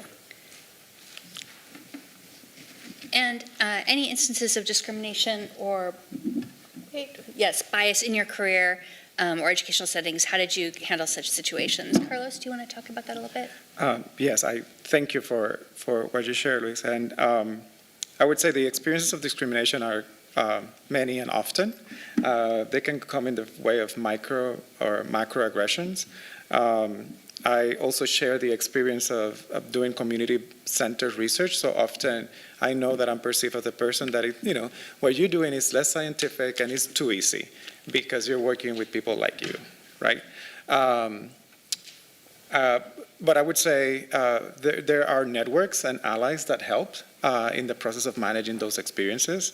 And as Luis mentioned, we need to work on strengthening the ability that we have in academia to respond to those experiences and to erase, to challenge those environments that are not conducive to be productive and to feel safe and engage in the work that we need to do as academics. And Luis, you also are answering this one. Yes. And for this particular one, so oftentimes when we talk about realities of queer realities, we oftentimes have these dominant narratives of victimization, but it's important to also talk about agency in this space. So when I think about my own agency as a scholar, I think a lot about how the way that STEM education research itself operates as a white cis heteropatriarchal space can run the risk of my scholarship and also myself as a scholar of being tokenized in intellectual forums, as well as facing identity-based harassment as a queer person of color in doing this work. So I draw on the perspective of the late Jose Esteban Muñoz's work that brought us to think about disidentifications, the ways in which we negotiate these spaces to not be fully aligned with, but also not fully resist, because we kind of have to play the game in these systems, but how do we show up in these spaces to transform? So as a mentor for my students and as a researcher, I try to be really cognizant and aware of what the game is in terms of STEM higher education and realize what the dominant culture is and strive in terms of academic excellence to be able to meet those metrics, whether that be through publishing or extramural funding, but at the same time, transforming those metrics so that way they don't necessarily remain the same. So the ways in which we're doing this through research and through bringing in my own lived reality is to be able to really shape up and change the ways we think about knowledge production in STEM educational research. And I do highlight Devin's perspective because part of what I do in terms of disrupting and transforming through STEM educational research is that research oftentimes is positioned as being individualistic. You'll notice that oftentimes when a lot of the times when I'm publishing, I'm doing this in community and co-writing largely with students, right? And so bringing in a community. So I highlight Devin's perspective here from our work because it speaks to a broader theme around within group tensions that Devin experienced within LGBTQ and Black peer network spaces, and being able to kind of manage and navigate these kind of broader classist, cis heteronormative conceptions around Blackness through his broader peer relationships that really were anchored around politics of respectability. For Devin, he was able to then build networks of support through notions of racial solidarity that are also anchored in respectability politics to be able to build a robust peer network of support as a BME major at a historically white institution. This racial solidarity that came through in his peer study group allowed him to have access to a reprieve of within group tensions that he was experiencing broadly in his campus. And this was a space where he felt a sense of acceptance for his full intersectional humanity that allowed him to persist in BME, and it served as a turning point in his trajectory. But he goes on to say, this is exceptional. This is not common. So this normalization of queerness in this Black space was such an exceptional experience for him. And so when he goes on to reflect on some of this and how we think about zooming out from this in terms of a broader perspective in STEM higher education, I call for the ways that we can begin to think about institutions taking this on as a responsibility. It should not be left up to LGBTQ students of color in STEM educational spaces to build and rebuild their networks of support. It needs to become an institutional responsibility, and it's unfair to lay that burden upon those who are already kind of struggling and navigating to be able to fully succeed in their academic majors. Thank you. So we are running out of time, and so I'm going to ask just this last question to each of you. What is one piece of advice you would give to an LGBT person who's just starting their career or starting STEM education? Carlos, can you go first? We got you. Luis? I would say A lot of times, if you're thinking about doing STEM educational work or just STEM broadly, a lot of that might be linked to being able to advance broad socio-political realities.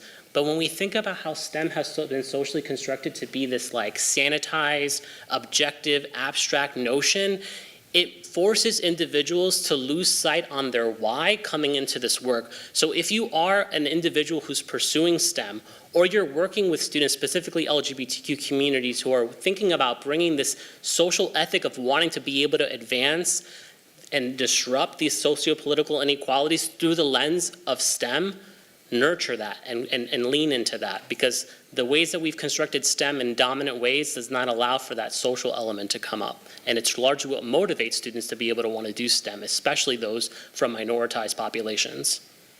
And Bali, what advice would you give? Well, I think that one of the things, like recently we had the Nova PBS documentary on picture scientists, and that's when I really got the idea of this pipeline, and that this, because it was two women of color talking about their experiences and how when they started, it was half women, and then by the time they were into the program, they were the only two left. And I realized that and they were saying that it's a hole in the pipeline, right? And so it's this idea that when I saw that, I understood that's what happened to me. And I think now it's very different, and it's in some ways, and there's more resources and there's more chances to connect. Because when I thought I was the only one. I didn't even understand what was happening. I thought that I wasn't working hard enough, or, and I just had to keep moving and find some place.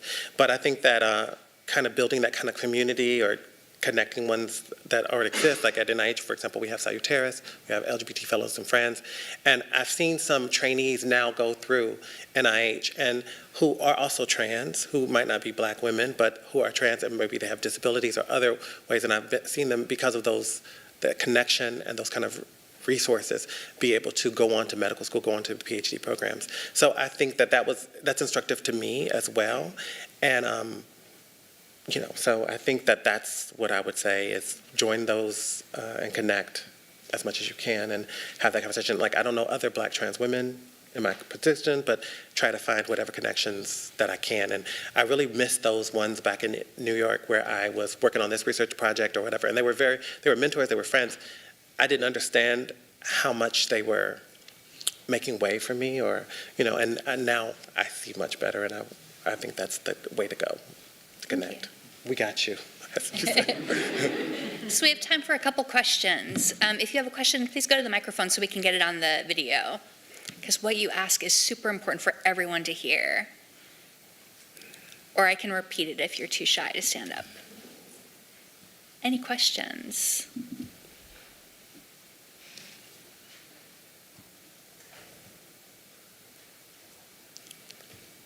You're all too amazed by the panel. You're just speechless. There's a question.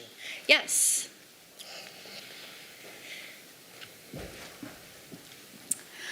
You guys kind of mentioned as far as when you are working with a community that reflects your own identity, that there's kind of more expectation for rigor, or that you kind of have to adjust the way that you approach the research to make it more validated. How do you go about doing that when you are doing something like applying for grants, or when you're trying to present, that research, to try to say yes, I'm, motivated by the relation to me, but also this is important work and here's why. Does anyone want to tackle that? We can talk about that for hours, right? But just 2 points that I'm thinking right away. One, sometimes we need to educate other people, because their reaction might come from ignorance, but it could also come from insecurities or other characteristics that they might have. So you also have to ignore that's noise, because they are wrong. Any other thoughts? I think one thing that I'll say is sometimes I explicitly address it head on. There's one piece I remember collaborating with students on where we thought to ourselves, and we said, you know what, folks are going to pick up this paper and they're going to ask, where's the math? And then we have a section that's a disclaimer that says, if you started to think about where's the math, here's our response about how you might be reinforcing racialized logics of not thinking about that social contexts are relevant in STEM educational research. So to this idea that Carlos is raising around taking this educative stance, we took that opportunity to be able to say, you might be resistant about this, and let's unpack that resistance and show you how this actually is a form of validated knowledge production and how the history of our field has marginalized this as a form of knowledge production. Any other questions? Oh, hi. Hi. Yeah, I think through, as a person of color, I think navigating the STEM fields, whether the undergraduate or at the graduate level, I think there's no doubt that you can tap into a lot of affinity groups and build this kind of superhero culture, not just within NSBE, but I can go to SHIP and I could go to SWE. I mean, I think institutionally things take time, but would you suggest that we build more broader ways of having these affinity organizations be more inclusive through their policies, or should we put more of the focus on the institution? The answer is yes, right? We have to do multiple things at the same time, and we can divide and conquer. And I think we heard that, we've been hearing that today. There's some people that are working with affinity groups and organizations, professional organizations, and others are working in academia. I think that's how we should approach this, because it should be a comprehensive approach. And earlier we mentioned about our identities as political, and yes, they are, and there is also a lot of political work that we have to do outside academia and outside of our professional organizations. Okay, well, thank you so much. Did you want to ask a question?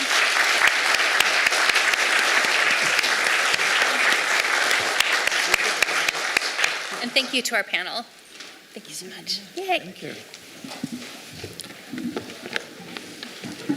And now we have a 5-minute break. Let's do that. How are you? Okay. Thank you for your fearless leadership. Thank you. That's great I love these opportunities because you get to meet new people. So. Yeah, it's great to meet you too. Been a fan of your work for a while. Oh, really? Yeah. I'm glad that I'm able to inspire you.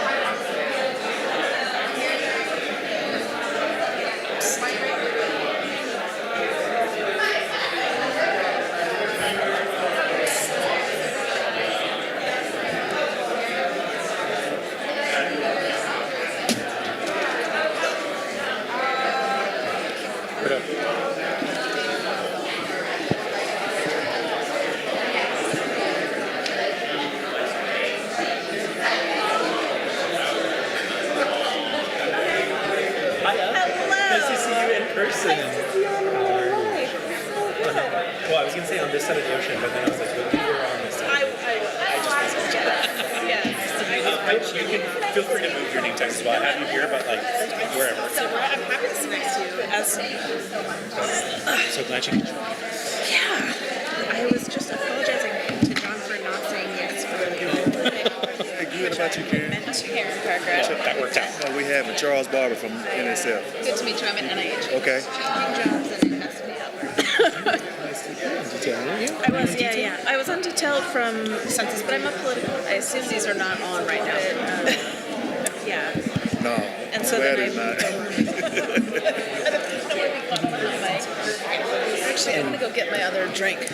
For Census, you were at the National LGBTQ Task Force, right? Yeah, doing. I was just their policy director, so I did all different stuff, but some of it was. Right. That's where you did a lot of the criminal justice work, right? Yeah. I ran the criminal and economic justice project for a really long time until my boss quit. And they were like, you know what you really want to be? And I was like, no, actually. But fine.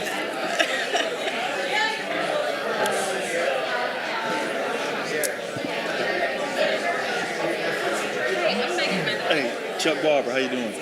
You too. So you're at NSF, and you like started sort of recently. In January. Oh my gosh. Well, I'm so glad that you're here. I'm glad to be here. Good to be here. Yeah. How things going for you? Good. I just moved into a new job over at Department of Commerce. Okay. It's like I'm in a new gig too. So How you like I it? feel your pain. All right. It's good. I love it. Good afternoon, everybody.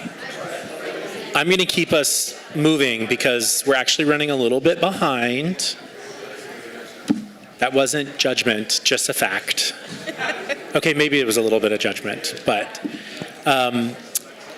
so I'm going to keep us moving so that we don't get so that we don't have to cut this last panel short, because I think a lot of the things that we've been talking about in the previous panels really are kind of building into this conversation that I hope we can continue. So I'm really excited to be joined by some great colleagues up on the panel. My name is Travis York.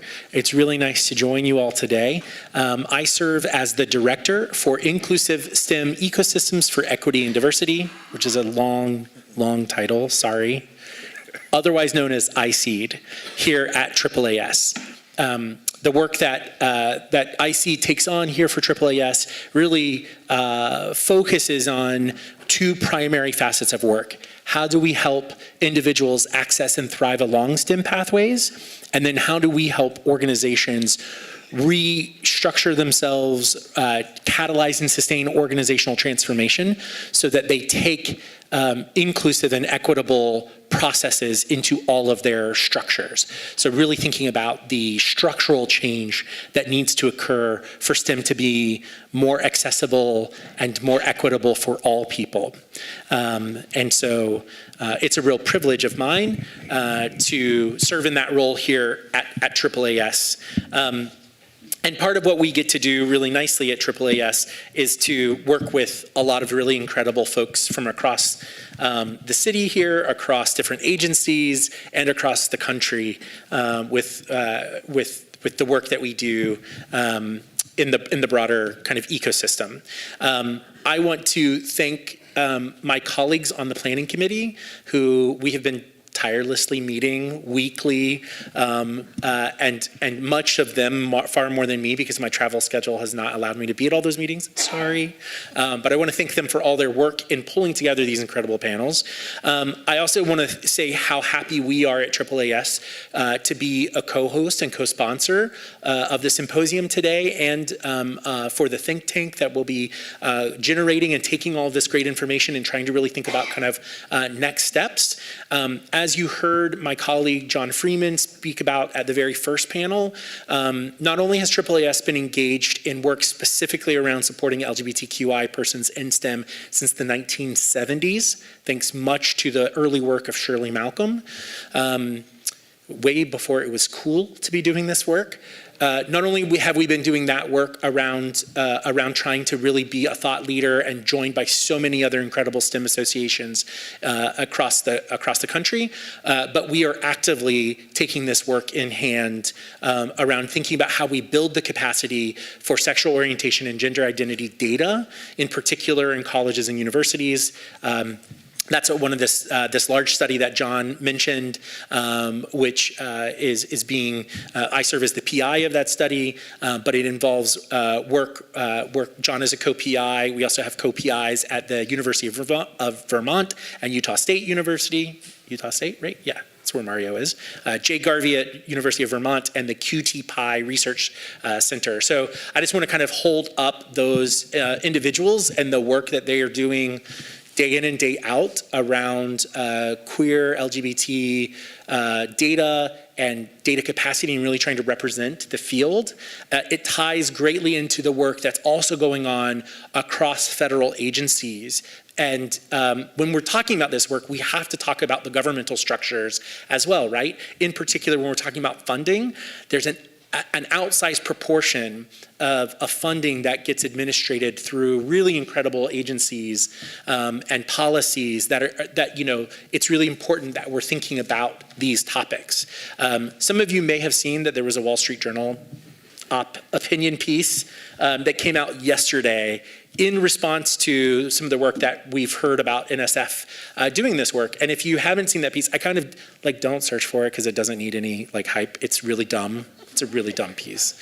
But I think it typifies some of the arguments that some people, I think uninformed arguments that some people are making around why we should not ask about sexual orientation or gender identity, and about how, oftentimes I get asked this question of, if you ask about these questions, aren't you creating division where there isn't any?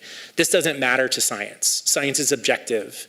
And so why are we asking these questions? And the reality is that when we don't ask these questions, we live under the myths that these matters don't matter, and that actually science is such a pure meritocracy that we don't need to check and see are certain groups being equitably served, right?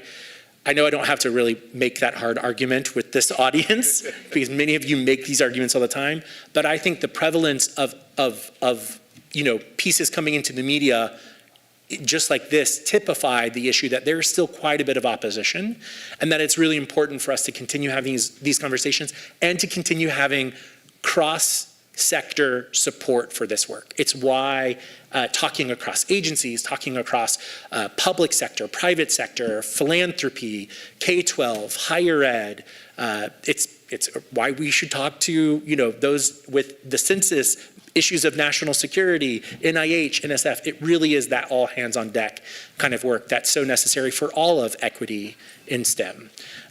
So enough of that soapbox, but I just wanted to kind of draw us into this contextual moment.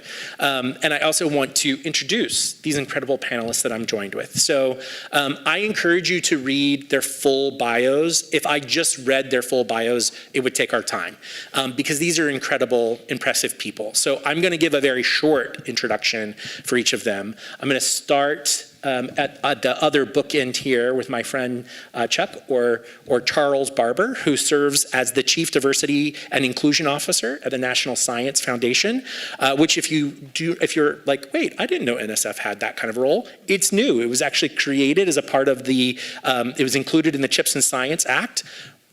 I think there was a lost opportunity for chips and guacamole. We could have used a really cool acronym there, but Congress doesn't always listen to me, probably for good reason.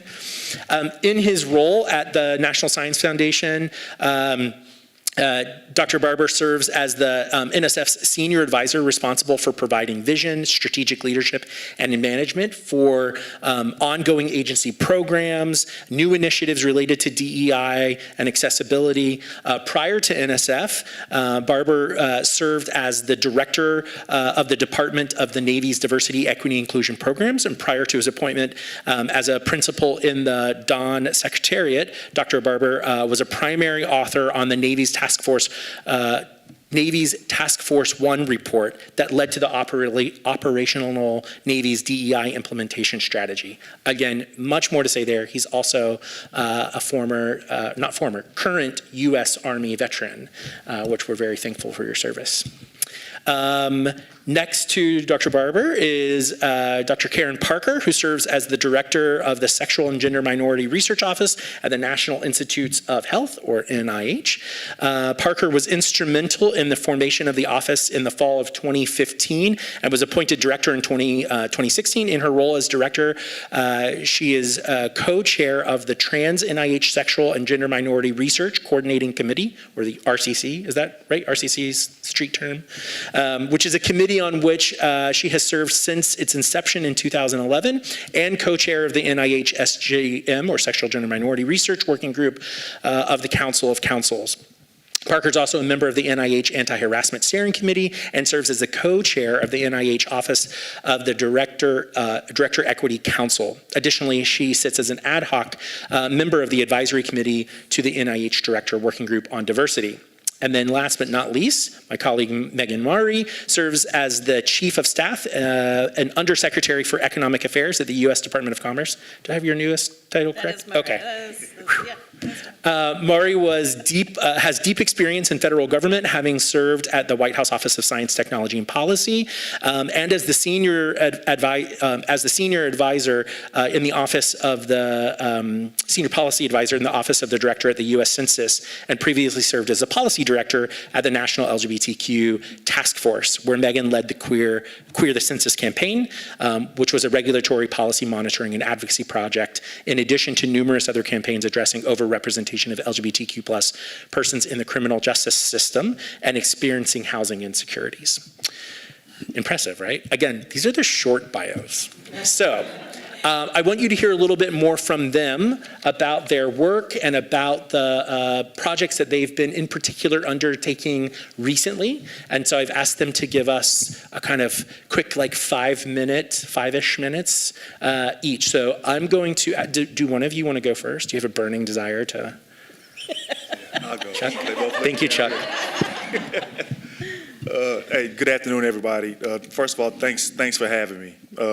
I guess I'll just cut right to the chase. You know, we are in very interesting times. You know, I've been in NSF since January. It has been a very fast-paced journey so far.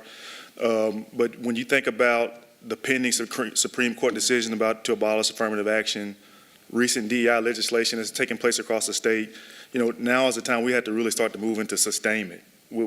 How do we preserve all the great work that's taking place over the last, 24 months or so.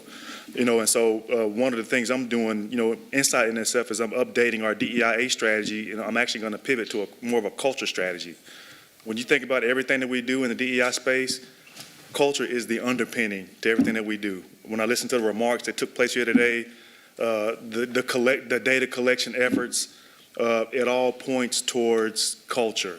And we have to look at this through the culture perspective, or we're going to keep having the same conversations 15 or 20 years from now.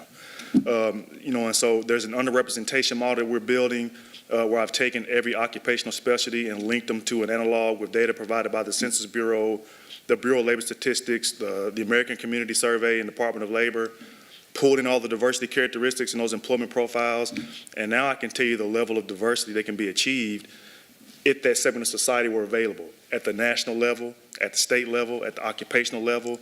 But that framework does a good job of really looking at underrepresentation through an equity lens, not quotas or affirmative action, through an equity lens. So we can continuously assess underrepresentation by looking at those keystone leader behaviors.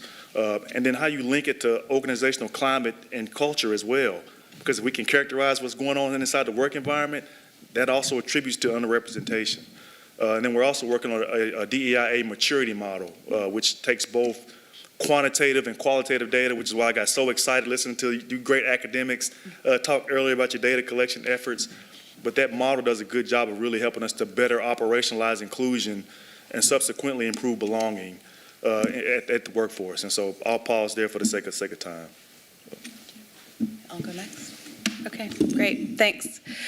So as was mentioned, my name is Karen Parker. My pronouns are she and her. And I've been at NIH now for a while, and I was the inaugural director of the Sexual and Gender Minority Research Office. And our office is very much focused on the programmatic issues of health research. And so we are very interested in increasing research on sexual and gender minority populations. But we are also very interested in workforce issues. And so goal 3 of the NIH SGM Research Strategic Plan, which I know some people's plans just sit there and do nothing, ours does not. We go back to it continuously and we report out on our activities related to our strategic plan. And goal 3 is focused specifically on building a diverse and robust workforce in SGM health. And so we know that many people who conduct SGM health research are members of the community. And so we have very keen interest in culture issues. We are also interested in culture issues for SGM populations who are in science but who are not studying SGM health. And so I think sometimes that gets lost in the mix, but NIH is very interested in this. I would like to lift up all the work that was talked about today, all the work that was cited, and the deep need for increased data collection at a national level related to STEM. That is all very critical. However, I also think that we know enough to do things. So data, yes, it's important, but there was plenty of data that we saw earlier today. There's plenty of data out there that tells us that SGM populations in STEM are not doing well, and they're not being recruited, retained, promoted, all of it. And so, yes, please, more data. And some of that is the responsibility of NIH. We are pushing to get data collection related to sexual orientation and gender identity of all of our applicants so that we can see, are there systematic challenges with how we're funding research at NIH related to SGM populations? But certainly we know that culture needs to change. And that is both at federal agencies, it is at institutions funded by federal agencies, and sort of across the board in academic institutions and below, right, in K through 12. And we know there are some very big challenges right now, some more in specific places than others, but as a nation, I think we have a lot of challenges to think about. I guess one other thing I would just say that I want to make sure is sort of front and center is that in our office, we think that it is really critically important to be explicit about who we're talking about.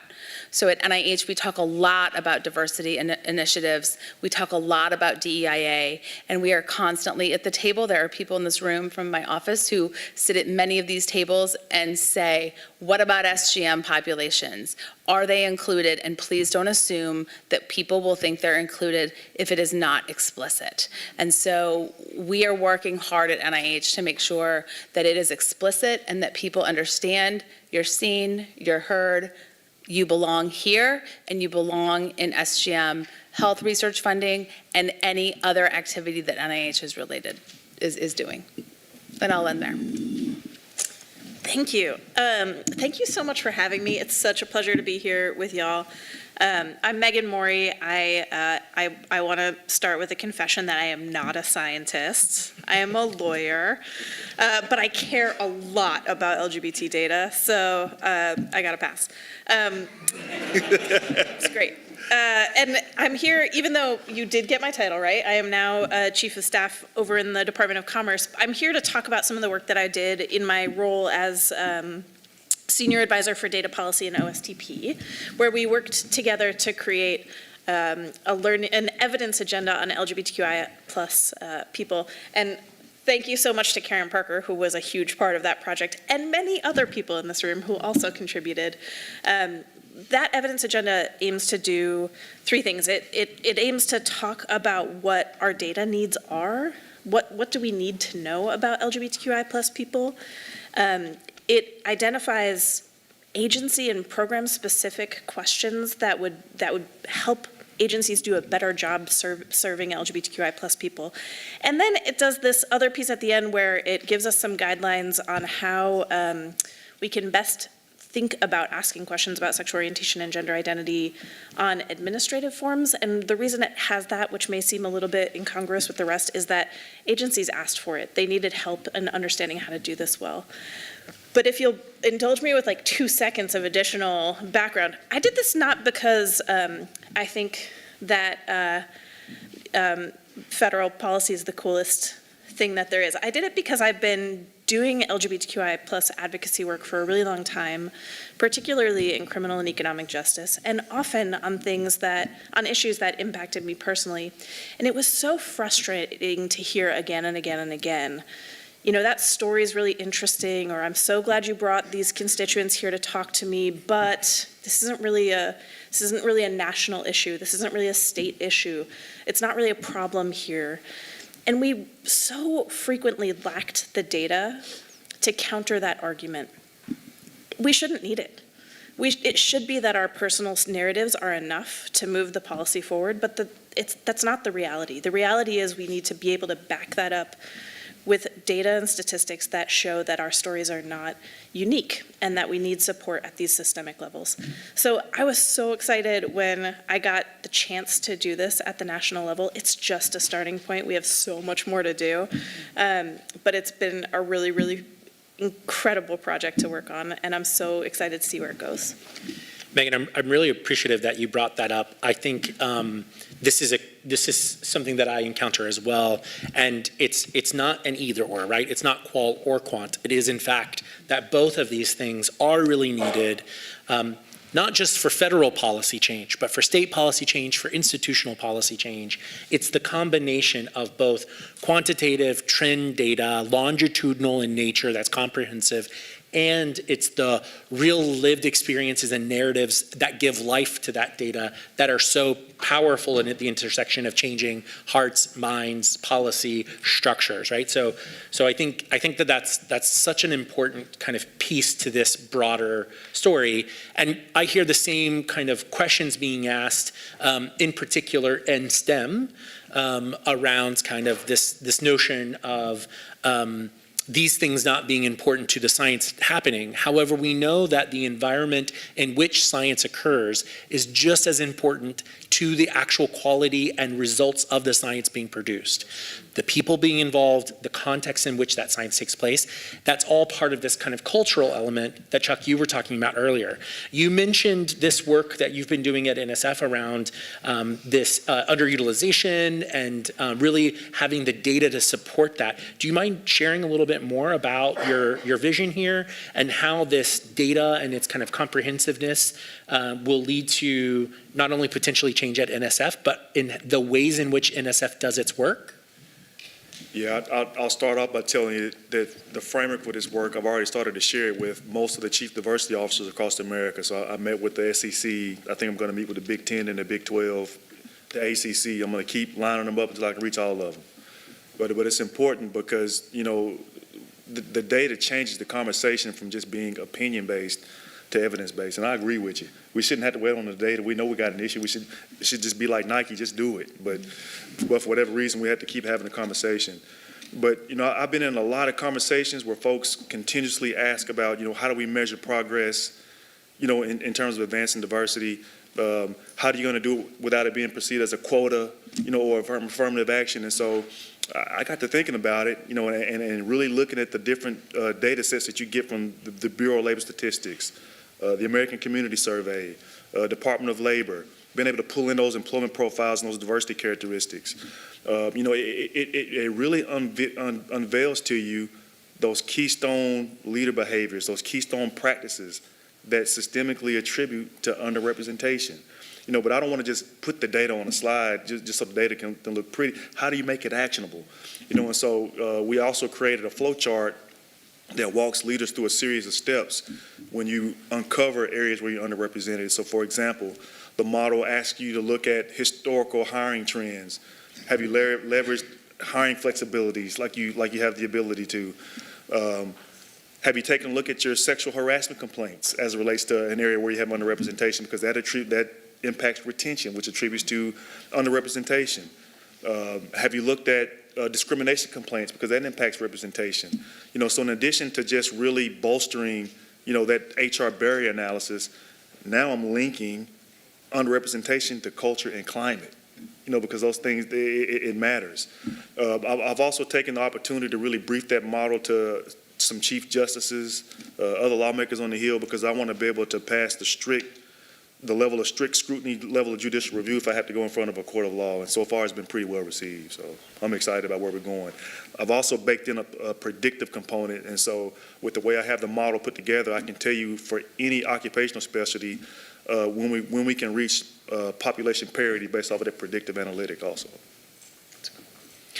So we've heard from several of the earlier panels, in particular the research panel, we've heard about this kind of really clear signaling from the research that there is a disproportionate underrepresentation of LGBTQ plus persons in STEM.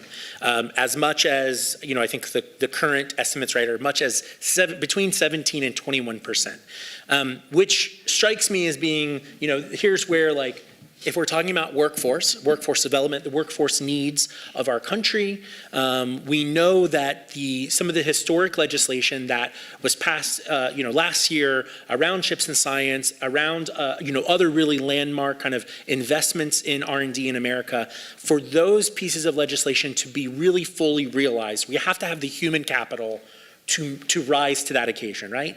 And that means leaving no part of the country behind, right? We're not trying to privilege certain population over another population in STEM. We literally want more people in STEM across all parts of the country, right? And as we're thinking about this, kind of this historic and contemporary kind of underrepresentation, I'm really interested in hearing from you all about what do you see as the structural barriers to this underrepresentation? Oftentimes we we look at some really great interventions, which I am a fan of continuing, but those interventions are really addressing systematic symptoms, right? Not systematic, excuse me. They're addressing symptoms of a broken system, right?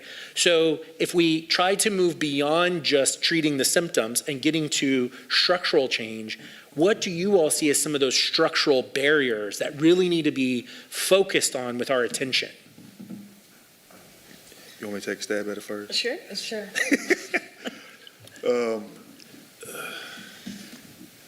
As we build the program at the National Science Foundation, one of the North Stars that I've kind of put in place is to ensure that we balance diversity and meritocracy, without compromising one for the other. I do that because I want to prompt leaders to rethink what a meritocracy can and should be, because we don't have a meritocracy. And to me, that is a structural barrier. A meritocracy assumes that we don't have any bias in our performance appraisal processes. It assumes we don't have any bias in how we develop career broadening opportunities. And it damn sure doesn't take into account that we all have different starting lines in life. And so if we really want to rethink what a meritocracy is, then we need to really try to achieve what I call a multicultural meritocracy, which puts a greater focus on the equity piece. And I think I would be remiss if I didn't say again that I think that culture will always be a structural barrier with how we want to move forward, with how we want to, decrease underrepresentation. And so I'll pause and give my colleagues a chance to jump in here too. No, go for it, please. Okay, so I'll just quickly talk a little bit about some of the structures in sort of the scientific enterprise, and many of which were already sort of touched upon, right? Mentoring challenges, the way that tenure is structured, the way that community-based participatory research is respected and or not, the amount of time that it takes to do good research, the amount of time that it takes to build community with people and trust, many of those things not being paid for. The fact that people come to meetings and they want water that, NIH can't pay for. Some of a lot of these barriers are not like, it's not like NIH decided you can't have coffee. It's like Congress decided you can't have coffee, right? So these are like, someone decided, but it certainly wasn't me, right? So some of those things, the way that institutions then are moving forward based on these rules that are being made by Congress, sometimes by federal agencies, by whomever, right? The way that the institutions are responding to those, particularly as you think about what you're valuing in academia. And these are not new discussions. These are challenges that have been around forever, and these are institutional structures that have been in place for decades and decades and decades and decades, and they've been serving certain people, and they don't serve everybody. And so I think those structures are difficult, but just the fact that everyone's kind of talking about them is helpful, because I think people are trying to think about solutions. I don't have all the answers. There's also structures like at NIH and at other, for example, federal agencies, and sometimes it's little things, right? NIH is a scientific institution. We want to have a diverse workforce, and when we have position descriptions that go out, that have he/she all over them, that is a signal to people that NIH doesn't get it and that they won't be seen and that they won't be respected or affirmed if they come to NIH to work. And that's a problem. So, we are working to identify those kinds of issues at NIH and work with the different spaces where we can fix those things. By and large, most of the people we interact with are very interested and they're responsive to us saying, hey, maybe we could do a review of these and think about how we could signal to the world that we are a welcome and affirming environment. And then also when they get here, let's be welcoming and affirming. As opposed, right, I guess that's the other Crazy. piece, right, is like maybe don't proclaim how great it is and then they come and it's maybe not so great. So we're also working on those kinds of things. But even just the way that NIH is putting out our communications and the way we might be talking about pregnant women versus pregnant people, those kinds of things. It's like we have to signal to people that we get it and that we care about getting it over and over. And we'll make mistakes, as everyone does, but hopefully we'll apologize and people will know where we're coming from. And by the way, I don't speak for all 40 or 50,000 people at NIH. I'm speaking for me and the community at NIH that I know and love. Can I just add one thing? Yes, please. Which is that I know this isn't the question that you were asking, but our last panel also had it right. There's so many people who opt out before you even, get to the point where applying for a STEM job in federal government is even possible. The reason that I am a lawyer is partly because of that, right? So when I was in community college 1 zillion years ago, I had a really cool environmental science class and a really boring accounting class, but I knew if I took accounting classes that if I missed a test or something, they'd let me make it up because they weren't strict, versus the environmental science class where if you missed even one day, you were in trouble. And I had a full-time job. So, I got a C in that class and I got an A in accounting and I continued with accounting and then became a lawyer. I don't know how that's connected, but the point is, it felt like a really high barrier to entry to be in the STEM fields, which felt really, as people mentioned before, rigorous and strict and unforgiving for people who had a whole life outside of their school career. So follow up to this, to these great points.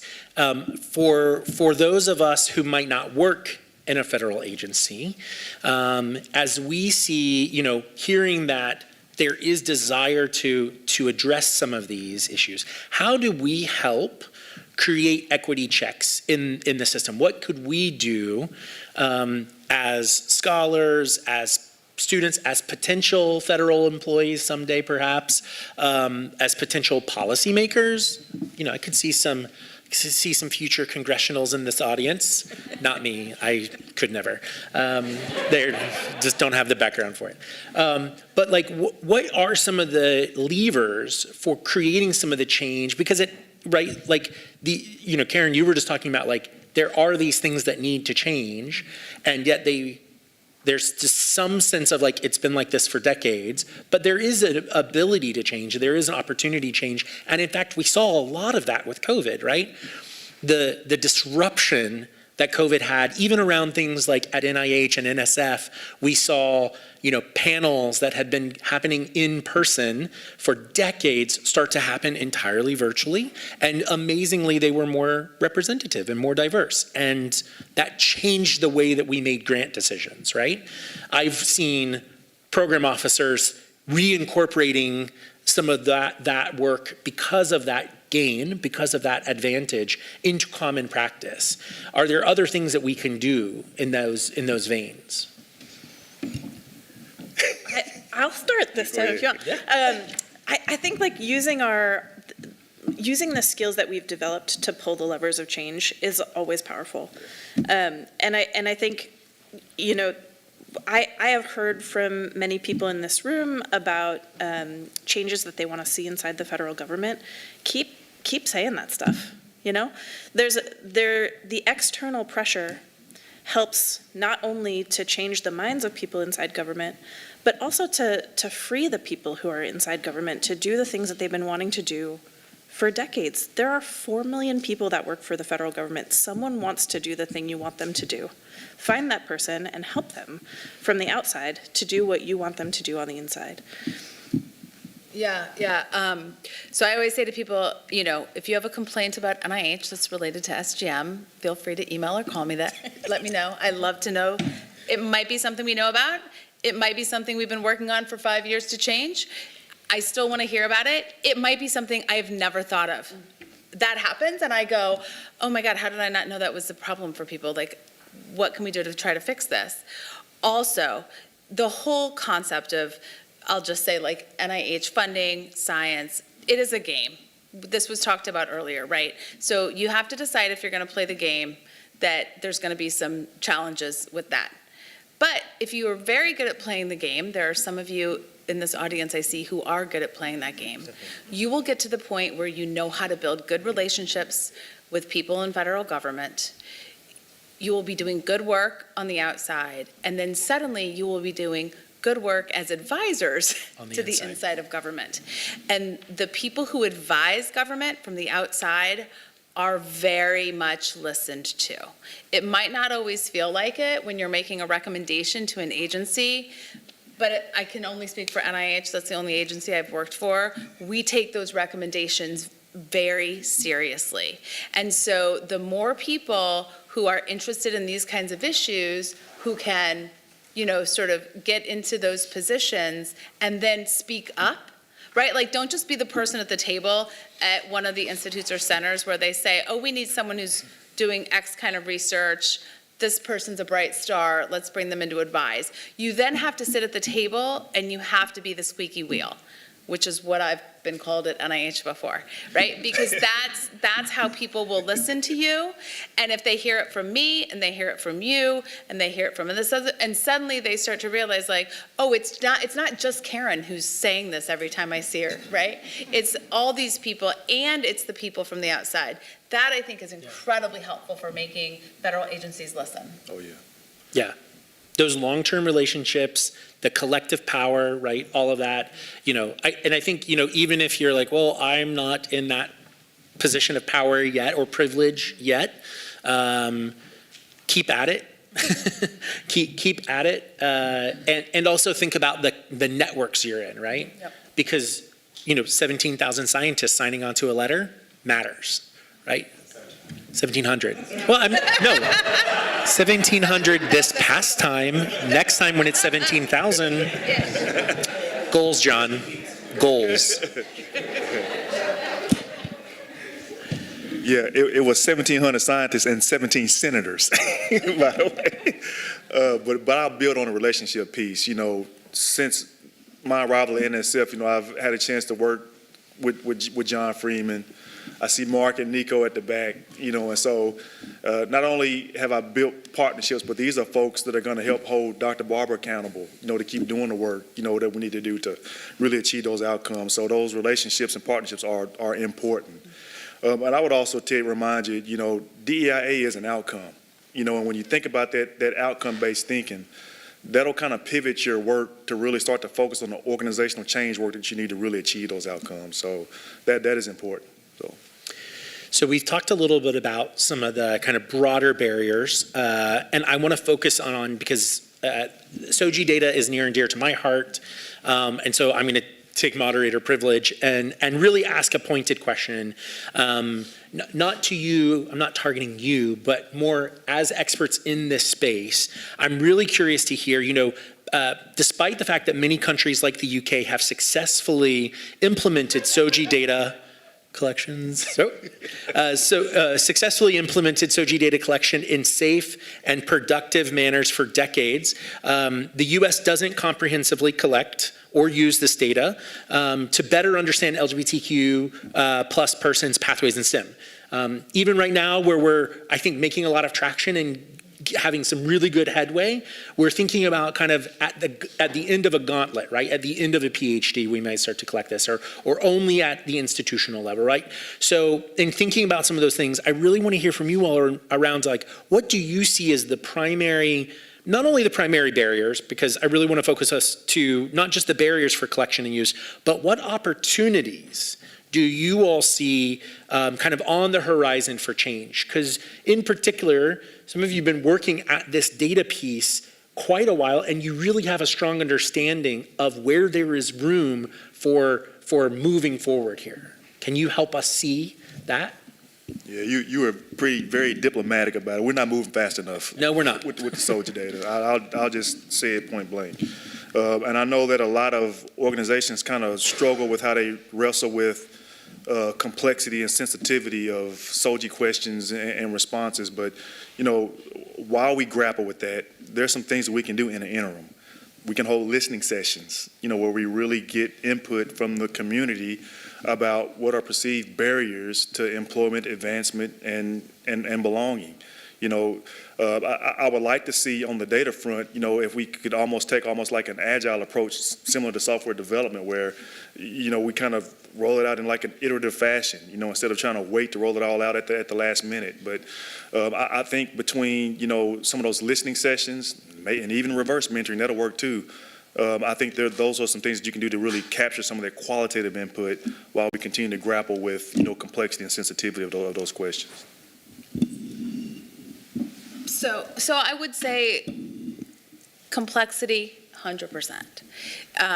And do we need more research on how to ask the questions? Yes. But do we know enough to go? Absolutely, yes, we can, right? So I'll say, I mean, I'll let Megan really chat about the SOGI data action plans. But I'll just say, I think that the federal evidence agenda that Megan spearheaded with a colleague from OMB, followed by the SOGI data action plans that are currently being developed at agencies. This is all a part of an executive order from last June. I mean, I'll just say HHS, our action plan, because myself and people from my office, particularly Christina, Christopher, we were so intimately involved in that. And I will say it is specific and yet also broad. So that we, I think, will be able to do a good job of fitting, like we will be able to fit everything that we want to do related to SOGI data into that plan somewhere. And I hope that other agencies at HHS are thinking in the same sort of specific and broad way. But those action plans are being developed across the entire government. The deadline has come and gone. They're getting approved and reviewed by the White House, right? And agencies are, I shouldn't say that. NIH is taking ours very seriously, right? And so I hope that other agencies are doing the same thing. And while it took a very long time, it felt like, to develop the federal evidence agenda, in government years, I know, in government years, it was like so fast, right? But you know, it just felt like a lot, right?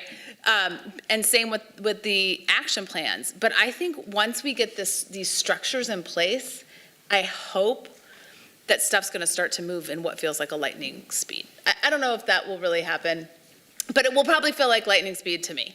Yeah. And to others who've been talking about it and thinking about this work for a really long time. Yeah, I'll say I feel like we are at this moment of opportunity that I'm really excited about.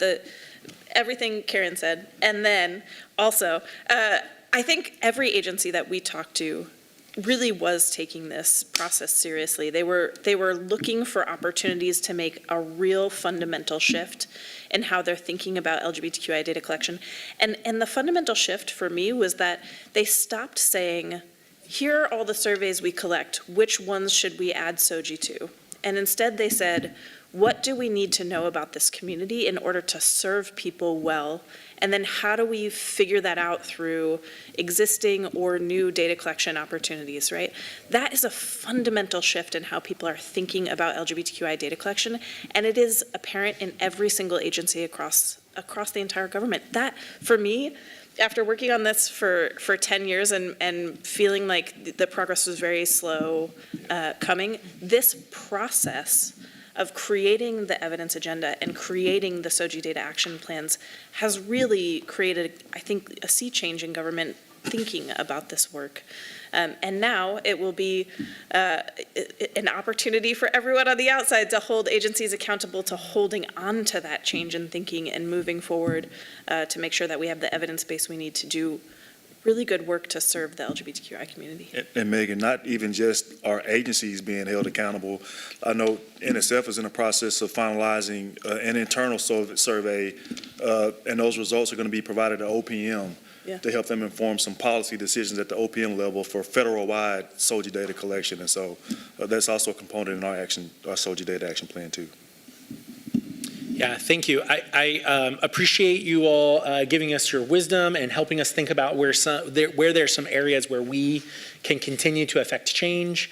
I think, Karen, I take your words to heart. I would double click, as the kids say these days, on this term where, this concept of we do know actually quite a bit about the lived experiences of LGBTQ plus persons in STEM.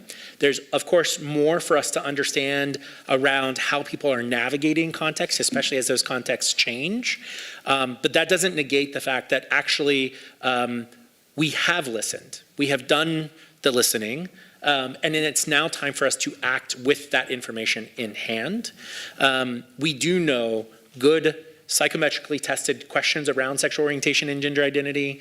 And I think it's really important for us to move beyond questions about what should we ask and more ask these questions about what do we need to know to ensure that all persons are getting equitable access and the ability to thrive within the STEM ecosystem in ways that support the really capitalization of America's rich talent so that we can innovate, so that we can rise to the 21st century challenges and really make the world a better place for all people. That's the end goal. That's where we're at. And we're in the fortunate position of having equity in STEM and workforce being a bipartisan, really wonderful opportunity where there's a lot of agreement across America around this being an important thing to do. Increasing the equity and access to the STEM workforce is one of the few areas where we actually have some of the most agreement across the Hill. Now you might be thinking, really? That's where we are, folks. It really is. So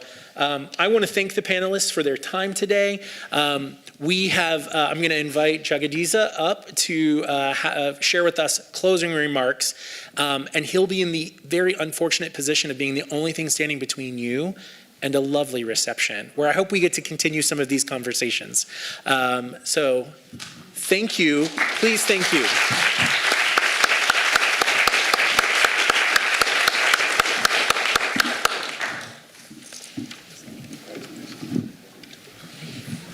All right.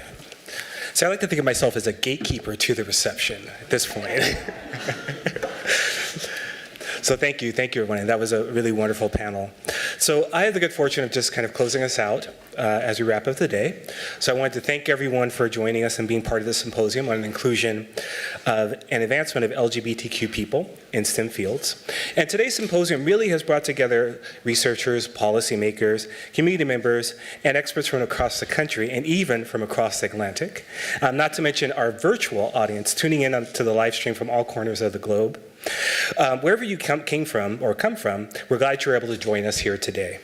So it's been a pleasure to hear from a diverse array of brilliant minds this afternoon. One goal of the symposium was to present a comprehensive argument for inclusion of LGBTQ plus people in federal scientific workforce diversity initiatives from every single aspect, presenting evidence as well as lived experience and identifying barriers as well as points of intervention. Of course, the strength and diversity of our program today is a testament to the many wonderful panelists who have graciously given their time to present their exceptional work with us. We hope that you are all as inspired by your peers and colleagues as we are. And of course, this symposium would not be possible without the generous support of our sponsors. The American Association for the Advancement of Science, the American Educational Research Association, Northwestern University Feinberg School of Medicine, Ernst & Young, and the Calamus Foundation. We offer them our sincere thanks for their generosity and commitment to supporting this work and this event with the community we co-created today. So, in closing, it's been a pleasure to take part in today's meeting of the minds with all of you, and we would like to end, as always, with gratitude. Thank you to all of you for attending our symposium, for sharing your knowledge, for supporting your colleagues in the field, and for your ongoing commitment to making the world a better place for the LGBTQ plus community. And finally, I'd like to give a special shout out to the members of the team behind the magic today. Paul Galafre, who you've seen running around, just like making sure we're checking on and everything, Sarah Quain, and Andrew Principe, who have been outside and helping to coordinate this event. So, please thank them, and let's just give them, and everyone here, a roaring round of applause.